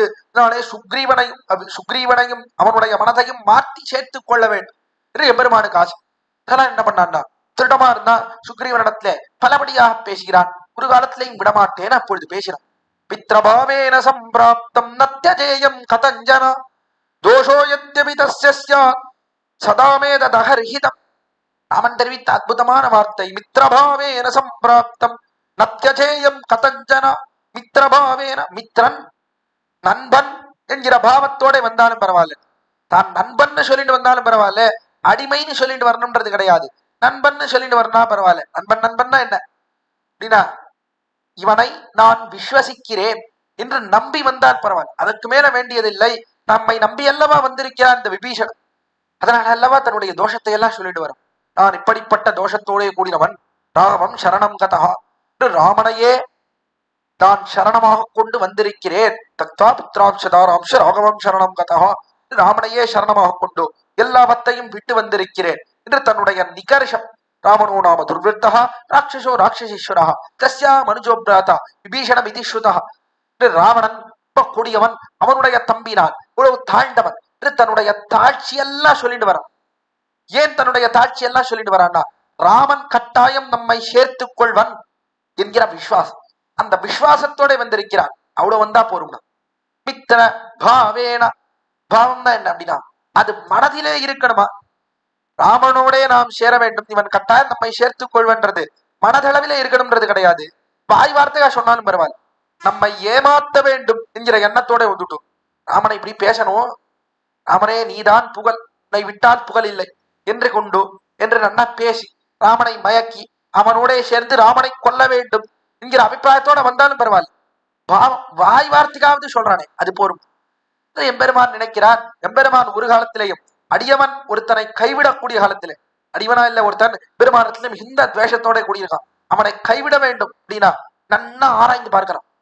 உண்மையிலேயே இவன் நம்மோட துவேஷத்தோட கூடியிருக்கானா, இவனுக்கு மனதளவிலே நமக்கு துவேஷம் இருக்கா, நம்ம இடத்துல துவேஷம் இருக்கா, இவனை தள்ளிடலாமா என்று நன்னா ஆராய்ந்து பார்த்துத்தான் கைவிடுகிறான். ஆனால் சேர்த்து கொள்ளக்கூடிய காலத்திலே ஆராய்ந்து பார்ப்பதே கிடையாது. அவன் பொய்யாக சொன்னாலும் எம்பெருமான் சேர்த்துக்கிறான். கையாறு சக்கரத்து என் கருமாணிக்கமே என்னென்னு பொய்யே கைம சொல்லி புறமே புறமே யாடி மெய்யே பெற்றொழிந்தேன் விதிவாய்க்கின்னி ககப்பாராய் ஐயோ கண்ணபிரான் அறையோ இனி போனாரே. சுவாமி நம்மாழ்வார் தெரிவிக்கிறார். கையாறு சக்கரத்தின் கருமாணிக்கமே என்னென்னு, கருமாணிக்கமே பெருமானே என்று பொய்யே கைம சொல்லி நன்னா பொய்யை பேசினேன். பெருமான் சன்னதியில போய் நின்று கருமாணிக்கமே என்ன அழகா இருக்கா, என்ன அழகா இருக்கா என்று பொய்யை சொன்னேன். கைமை சொல்லி, கைமைனாலும் பொய் தான். அப்ப பொய்யின்றார் கைமைன்றார், இதுக்கா ரெண்டு தடவை சொல்ற அப்படின்னா, பொய்னா மத்த பேரை எல்லாம் ஏமாத்துவது. சுத்தி இருக்காளே அவளெல்லாம் ஏமாத்தின, எல்லாரும் பாக்குறவாள்லாம் என்ன பக்தினா இவருக்கு, பெருமாளே பெருமாளேன்னு சொல்றா, ரொம்ப பக்தி இவருக்கு அப்படின்னு எல்லாரும் ஏமாந்தா. இவாள்லாம் ஏமாந்தா பரவாயில்ல. கைமை, கைமைன்னு யாரை ஏமாத்தினேன்னா எம்பெருமானே ஏமாத்திவிட்டேன். எம்பெருமான் அவனே ஏமாந்துட்டான். நான் பேசக்கூடியதுல பெருமானே ஆச்சரியம் எப்படி இருக்க அப்படின்னு நான் சொல்றதெல்லாம் உண்மை நினைச்ச அவனே ஏமாந்து போய் என்ன ஆச்சு அப்படின்னா, ஆழ்வாருக்கு கிருபை பண்ணணும் அப்படின்னு நினைத்தான். ஏமாத்துறதுன்றது ஒண்ணு, ஆனந்த பாஷ்பத்துக்கு அரபலம் மிளகு ஒண்ணு சொல்லுவது உண்டு. ரெண்டு சிஷ்யன் போயிட்டு இருந்தா ஆச்சாரியனுடைய சன்னதி ஆச்சாரியனுடைய காலட்சேபத்துக்கு போவன் விடாமல் தவறாமல் போகும். அதுல ஒரு சிஷ்யர் எப்பொழுதும் கண்ணும் கண்ணீருமா தான் கேட்பேன். அப்படியே மயிர் கூச்சரியா, உடம்பெல்லாம் மயிர் கூச்சரியா, அப்படியே மெய் செழித்து கண்கள்ல இருந்து கண்ணீர் கொட்ட கொட்ட அப்படி ஆச்சாரியனுடைய சன்னதியில உட்கார்ந்து ஆச்சரியம் ஆச்சரியம் அப்படின்னு காலட்சேபம் கேட்டுட்டே இருக்கும். இருந்தா இந்த இன்னொரு சிஷ்யரும் அப்பப்ப இந்த சிஷ்யரை பாப்பாரு, இப்படி கண்ணீர் பெருக்க பெருக்க சொல்ற கேட்கிறாரு, என்ன ஆச்சரியம் அப்படின்னு. ஒரு நாள் இந்த சிஷ்யர் இடத்துல போனேன். சிஷ்யரே, எப்பொழுதும் நீர் அப்படியே கண்ணீர் மல்க மல்க கேட்கறீரே, ஆனால் எனக்கு என்னவோ அப்படி கண்ணீர்லாம் வரமாட்டேங்கிறது. நானும் உன்னோட கேட்கறதுக்கு என்னவோ நன்னாத்தான் இருக்கு. ஆனா கண்கள்ல இருந்து அப்படி கண்ணீர் வருதா அப்படி எல்லாம் ஒண்ணும் வரமாட்டேங்கிறது. உமக்கு மட்டும் எப்படி வருது கேட்டார் இந்த சுவாமி. கேட்ட உடனே அந்த சுவாமி சொன்னார், அது ஒரு ரகசியம் எல்லாம் அப்படி சொல்ல முடியாது கேட்ட சொன்னவாறு இவர் சொன்னார், இல்ல இல்ல கண்டிப்பா சொல்லணும், தாழ்மையா கேட்டுக்கிறேன், ரகசியமா இருந்தாலும் எனக்கு நீ சொல்லி கொடுக்க வேண்டும், என்ன அதனுடைய சூக்ஷ்மம் என்னன்றத சொல்லணும் அப்படின்னு கேட்டவாறே தெரிவித்தார். அவ்விடத் என்ன அது அந்த ரகசியத்தினை எனக்கு சொல்ல வேண்டும் அப்படின்னு பிரார்த்தித்தவாறே தெரிவித்தார். இவன் பார்த்தார், அப்படியா சரி சொல்றேன், என்ன என்ன என்ன சூக்ஷ்மம் தெரியுமா, ஆனந்த பாஷ்பத்துக்கு அரபடம் மிளகு. இன்னும் இல்ல, ஆச்சாரியனுடைய காலட்சேப கூடத்துக்கு போகும்போது கொஞ்சம் மிளகு பொடி, அதை கொஞ்சம் அப்படி பொடி பண்ணி அப்படி வேட்டியில கொஞ்சம் இடுக்குன்னு போயிடுவேன். போயிட்டேன்னா அப்பப்ப அவர் எப்பெல்லாம் என்ன அர்த்தம் சொல்றாரோ அப்பெல்லாம் அப்படி வேட்டி அப்படி ஒரு தடவை தொட்டுப்பேன். தொட்டுண்டு அப்படி கண்ணை ஒரு தடவை தொட்டுப்பேன். தொட்டுண்டா அந்த மிளகோட காரம் இருக்கே, அந்த காரத்தினால அப்படியே தன்னுடைய கண்ணீர் வரும். கண்ணீர் வந்த உடனே நான் சினிமா சொல்றேன் அப்படின்னு கண்ணும் கண்ணீருமா இருப்பேன். அதுதான் அதுல இருக்கிற சூக்ஷ்மம். அதுக்கு மேல ஒண்ணும் இல்ல, எல்லாம் வெறும் ஆனந்த ஆரப்பழம் மிளகு நீர் வச்சுட்டு அப்பப்ப கண்ணை தொட்டுண்டீர்னா கண்ணுல இருந்து தண்ணீர் வரும் என்று தெரிவித்தார்னு ரசமா தெரிவிப்பதுண்டோ. அதை போல ஏமாத்தினேன், மிளக வச்சுண்டேன் நீ கண்ணீர் வரா மாதிரி பண்ணி எம்பெருமானையும் ஏமாத்தினாலும் எம்பெருமான் அவன் உள்ளத்தை பார்ப்பதே கிடையாது. மெய்யே தொழிந்தேன், நான் பொய்யே சொன்னேன், எம்பெருமான் எனக்கு மெய்யே உபகரித்தார். மெய்யான பெற்றை சத்தியமா இவர் சத்தியமா தான் பேசுறார் என்று நினைத்து சத்தியமாக உபகரித்தார். அதுதான் எம்பெருமானுடைய குணம். தான் தெரிவிக்கிறான், மித்திர பாவேர சம்பிராப்தம் என்று வெறும் வாய் வார்த்தைக்காக நான் இவனுக்கு அடியவன், உன்னை விசுவசித்து வந்திருக்கிறேன், ராமனே எல்லாம்னு வந்திருக்கிறேன் என்று சொல்லி என்னை கொல்வதற்காக வந்தாலும் பரவாயில்ல, ஆனாலும் நான் சேர்த்துக்கிறேன். அந்த வாய் வார்த்தை சொல்லிட்டான் இல்லையோ, அதனாலே அவனை ஒரு காலத்திலேயும் தியஜேயம், ஒரு நாளும் அவனை விடமாட்டேன் என்று தெரிவித்தார். தியஜேயம் கதஞ்சன, அத்தியஜேயம் ஒரு காலத்திலேயும் விடமாட்டேன், கதஞ்சனா எப்பொழுதும் விடமாட்டேன் என்று தெரிவித்தார். கதஞ்சனா என்று என்ன பண்ணாலும் விடமாட்டேன், தோஷோ எந்தவிதஸ்யவரிடத்துல என்ன தோஷம் இருந்தாலும் பரவாயில்ல. நிறைய தோஷம் இருக்கே, ராவனுடைய தம்பின்னு சொல்லிட்டு வந்திருக்கா, ராட்சர்கள் கூட்டத்துல இருந்து வந்திருக்கா, உண்மை கொல்ல வந்திருந்தாலும் சொல்ல முடியாது, இப்படி தோஷத்தோட கூடினவன் ஆயிட்டேன், அவனை போய் சேர்த்துக்கிறேன்னு சொல்லிடு கேட்டார் சுக்ரீவன். கேட்டவாறே தெரிவித்தான், தோஷத்தோட கூடியிருக்கானே அதனாலேயே சேர்த்துக்கிறேன். அபயப்பிரதான சாரத்துல ஆச்சரியமா வேதாந்த தேசிகர் அற்புதமான ஒரு அர்த்தத்தை காட்டுகிறார் இவ்விடத்திலே. தோஷம் இருக்குல்லவா, அதனால ரொம்ப சந்தோஷம் இருக்கு. தோஷம் இல்லாதவனை சேர்த்துண்டா எப்படி என்னுடைய குணங்கள் எல்லாம் வெளிப்படும்? தோஷம் இருந்தால் அல்லவா என்னுடைய குணங்கள் வெளிப்படும். தோஷம் இருக்கணும், அப்பதான் சேர்த்துப்பேன் தெரிவிக்கிறான் பெருமான். தோஷம் இல்லைன்னு சொன்னா பெருமானுடைய குணங்கள் வாத்சல்யம், சௌஷீல்யம், சௌலபியம் முதலிய நீர்மை குணங்கள்லாம் இருக்கே, தயை, கிருபை, அந்த குணங்கள் எல்லாம் எப்படி வெளிப்படும்? தோஷமே இல்ல ஒருத்தன் எம்பெருமானத்திலேயே பக்தியோட கூடியிருக்கான், அப்படிப்பட்டவனை எம்பெருமான் சேர்த்துட்டான். அப்படிதான் எம்பெருமானுக்கு என்ன பெருமை? எந்த பெருமையும் கிடையாது. தோஷத்தோட கூடினவன் அப்படிப்பட்டவனை சேர்த்து கொண்டால்தான் எனக்கு பெருமை, என்னுடைய குணங்களுக்கு பெருமை. அதனால தோஷம் இருக்கா சந்தோஷம், அதனால பிரீத்தியோட கூடி இருக்கிறேன், தோஷத்தோட இருக்கிறபடியாலேயே சேர்த்துக்க. உன்னுடைய அபிப்பிராயத்தாலே நீ அவனுக்கு தோஷம் இருக்கின்ற சந்தோஷம் சேர்த்துக்கிறேன், என்னுடைய அபிப்பிராயத்தாலே அவன் தோஷமற்றவன், அதனாலே சேர்த்துக் கொள்கிறேன் தெரிவித்தான். தோஷோ யத்யபிதஸ்யாத் சதாம் ஏதத் அகர்ஹிதம். இதை சத்துக்கள் ஒரு காலத்திலேயும் நிந்திக்க மாட்டார்கள். அகர்ஹிதம் என்றவர்கள் நிந்திக்க மாட்டார்கள், கொண்டாடுவார்கள். ஆஹா என்ன ஆச்சரியம், ராமன் ஒரு ராட்சசனை சேர்த்துக் கொண்டானே, விபீஷணனை சேர்த்துக் கொண்டானே, என்ன அற்புதம் என்ன அற்புதம் என்று சத்துக்கள் எல்லோரும் கொண்டாடும்படியாக இருக்கும். அதனாலே கட்டாயம் இவனை கைவிட மாட்டேன் என்று பலபடியாக பேசுறார். பலபடியா பேசி என்ன பண்ணான்னா கடைசியில சுக்ரீவனே சம்மதிக்கும்படியா பண்ணிவிட்டான். இப்படிப்பட்ட கூட்டம் அடியார்களை ஒரு காலத்திலேயும் கைவிட மாட்டேன் என்பதிலே தாட்யத்தோட கூடியிருக்கக்கூடியவர். பேசினா அனுமான் வந்தார். அவன் வந்து தெரிவித்தான், இல்ல இல்ல நீங்களெல்லாம் இவனை பார்த்ததே இல்லை, பீஷணனை பார்த்திருக்கல, நானல்லவா பார்த்திருக்கிறேன். லங்கைக்கு போனேன், லங்கைக்கு போகும்போது என்னை கொல்ல வேண்டும் சொன்னான் ராவன். சொன்ன போது இந்த விபீஷணன் தான் கிடையாது, இவனை கொல்லக்கூடாது, சேர்த்து கொள்ள வேண்டும் என்று தெரிவித்தவன் விபீஷணன் தான். அதனால விபீஷணன் அவன் நல்லவன். ராவணருக்கு பலபடியாக உபதேசம் செய்து சீதையை கொண்டு போய் விட்டுவிடு ராமனிடத்தேன்னு உபதேசம் செய்யக்கூடியவன் விபீஷணன். அதனால இவனை சேர்த்துக் கொள்ள வேண்டும் சொன்னான். என்னபடியால கடைசியில பார்த்தான் ராமன். ராமன் சொல்லிட்டான், சுக்ரீவனை பார்த்து தெரிவித்தான், சுக்ரீவ மகாராஜரே நீர் இவன் கெட்டவன், சேர்த்து கொள்ள கூடாதுன்னு சொல்லி. அனுமான் அவன் விபீஷணன் நல்லவன், அதனாலே சேர்த்துக்கணும்னு சொல்றான். நான் என்ன தெரியுமா சொல்றேன், நீர் சொன்னதுல பாதி எடுத்துக்கிறேன், அனுமான் சொன்னதுல பாதி எடுத்துக்கிறேன், எனக்கு 2 பேரும் வேண்டியவாதான். நீர் கெட்டவன் சேர்த்து கூடாதுன்றீர், அதுல கெட்டவன்றதை மட்டும் நான் எடுத்துக்கிறேன். அனுமான் நல்லவன் சேர்த்துக்கணும்னு சொல்றான், அதுல சேர்த்துக்கணும்ன்றதை மட்டும் எடுத்துக்கிறேன். இவன் கெட்டவன் அதனாலேயே சேர்த்துக்கிறேன். தோஷோ எத்தபி தஸ்ய என்று தோஷமுடையவன் அதனாலேயே நான் சேர்த்துக் கொள்கிறேன் என்று தெரிவித்தார். போயிடுவார், போய் அழைத்துக் கொண்டு வாரு. ஆனயேனம் நரிஷ்டேஷ்டா தஸ்தமஸ்ய அபயம்மயா விபீஷணோவா சுக்ரீவா யதிவா ராவணஸ்வயம் தெரிவித்தார். ஆனயேனம் ஹரிஷ்டேஷ்டா, உமக்கு ஆணையிடுகிறேன், அவனை அழைத்து வாரு. சுக்ரீவ மகாராஜரே, தத்தமஸ்ய அபயம்மயா, நான் அவனுக்கு அபயமளித்ததாக ஆகட்டும். நேரப்போம், விபீஷணரை நீரே அழைத்துவார். நீர்தான் அவன் வரக்கூடாதவனை சேர்த்துக் கொள்ளக்கூடாதுன்னு சொன்னீர், அப்படிப்பட்ட நீரே கூட்டின்னு வரும். அப்பொழுதுதான் என்னாலே அவனிடத்துல பிரீத்தி செய்ய முடியும். நீர் அங்கீகரிக்கவில்லைனா தள்ளிவிட்டு என்னாலே அவரிடத்துல பிரீத்தி செய்ய முடியும். ஹலே, நீரே போய் அழைத்துக் கொண்டு வாரும் என்று தெரிவித்தான் ராமன். சில போனா சுக்ரீவ மகாராஜன் அவனே அழைத்து வந்தான். அவனே ராமனிடத்துல தெரிவித்தான். ராமனே, இது சொல்லிறதெல்லாம் பார்த்தா இவன் சத்த குணத்தோட கூடினவன் தான், இவனை சேர்த்துக் கொள்ளலாம் என்னுடைய நெஞ்சில படுறதுன்னு கடைசியில சொல்லிவிட்டான். சொன்ன பிற்பாடு தெரிவித்தான். சுக்ரீவன் சொன்னான், என்ன ஆச்சரியம், கிமர்த்த சித்திரம் தர்மஜா சர்வலோக விடத்திலே கொண்டாடுகிறார். கிமர்த்த சித்திரம் தர்மஜா கிமத்திர சித்திரம், என்ன ஆச்சரியம், எப்படி நடந்ததுன்னு தெரியலையே. நான் தான் அவனை சேர்த்துக் கொள்ளக்கூடாதுன்னு சொன்னேன், நீர் சேர்த்துக்கணும்னு சொன்னீர்.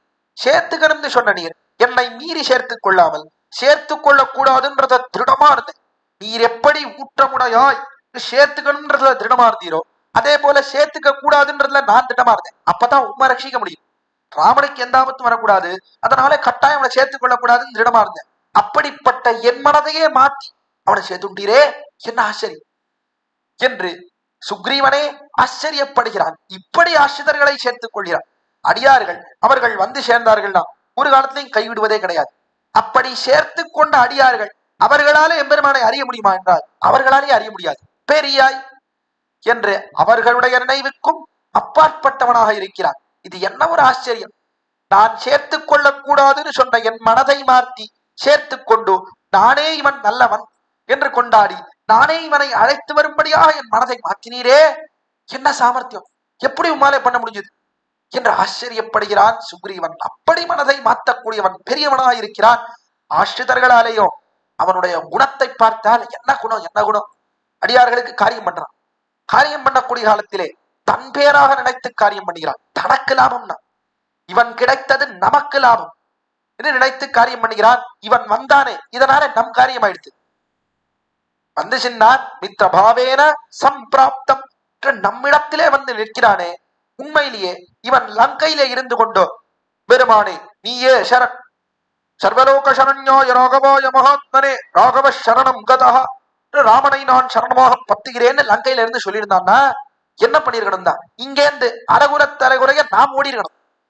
அக்காலத்திலே கஜேந்திரன் அழைத்தானே, மடுக்கரையிலே நின்று அழைத்தான்.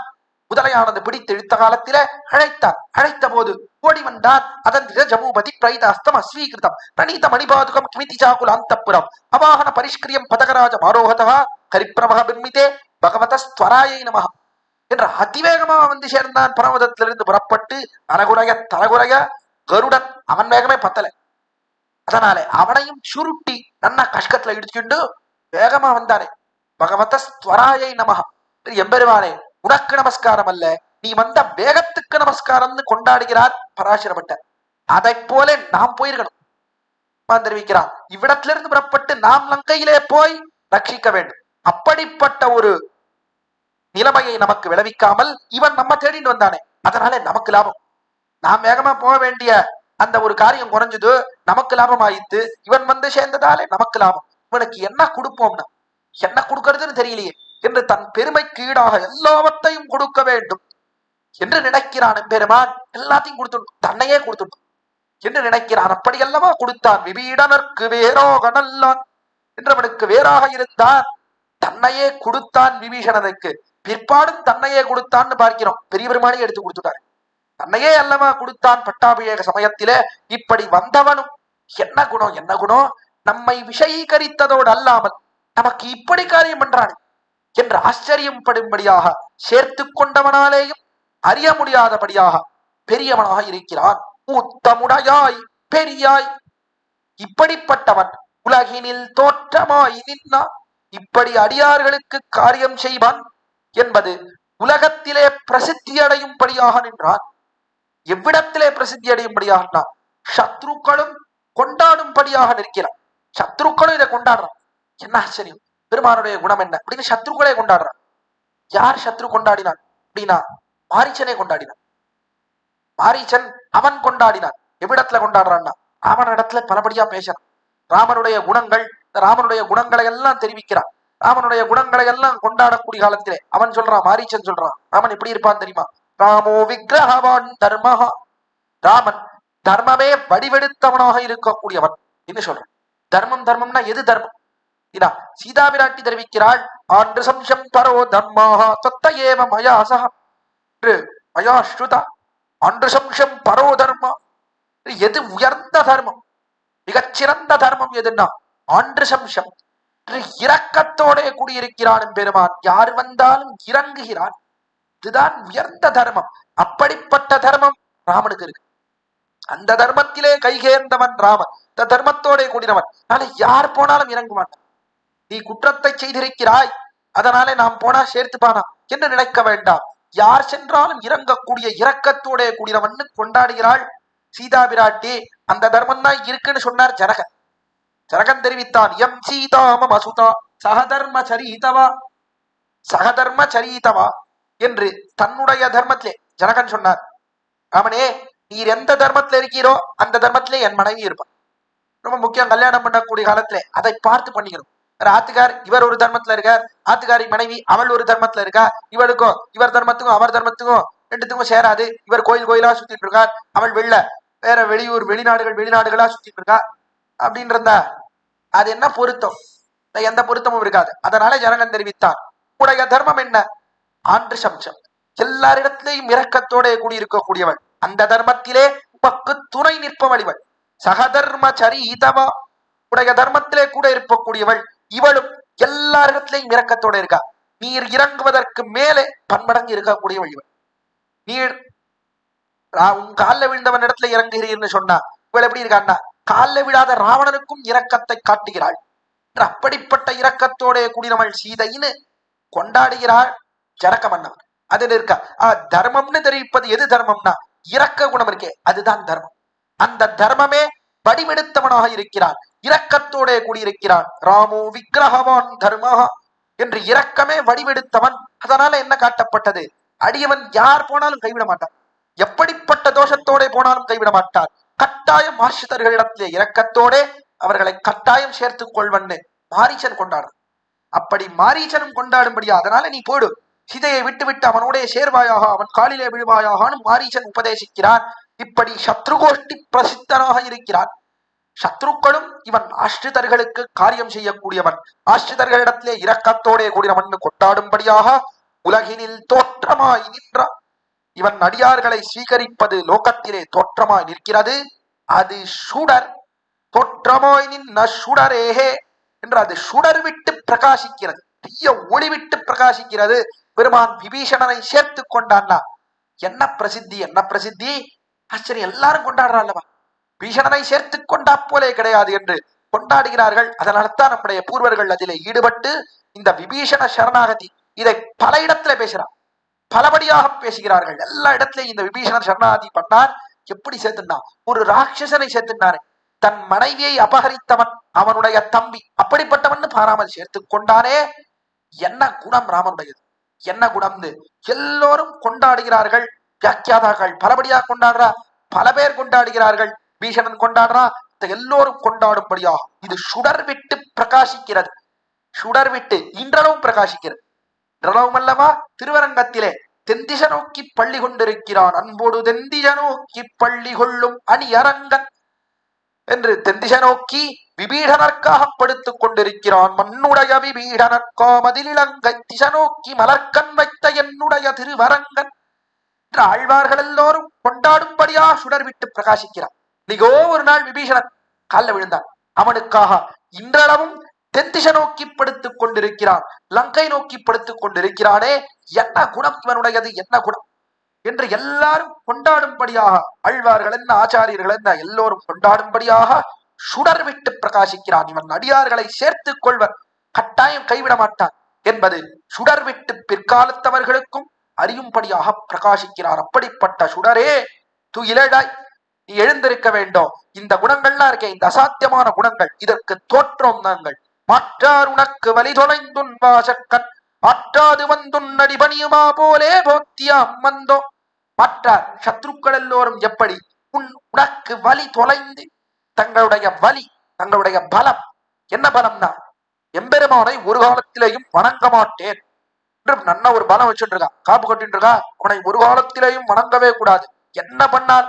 எம்பெருமானை தொழமாட்டோம் என்று அதை பெரிய ஆதானம் பற்றி நீங்கும் விரதம் நம்மாழ்வார் தெரிவிக்கிறாரே. யாதானும் பற்றி நீங்கும் விரதம்னு ஏதாவது ஒண்ணு பிடிச்சுண்டு விலகி போயிடணும்னா எம்பெருமான் காலில் விடக்கூடாது. நான் அமேயம் ஒரு காலத்திலேயும் காலிலே விடமாட்டேன் உறுதியோட இருக்க.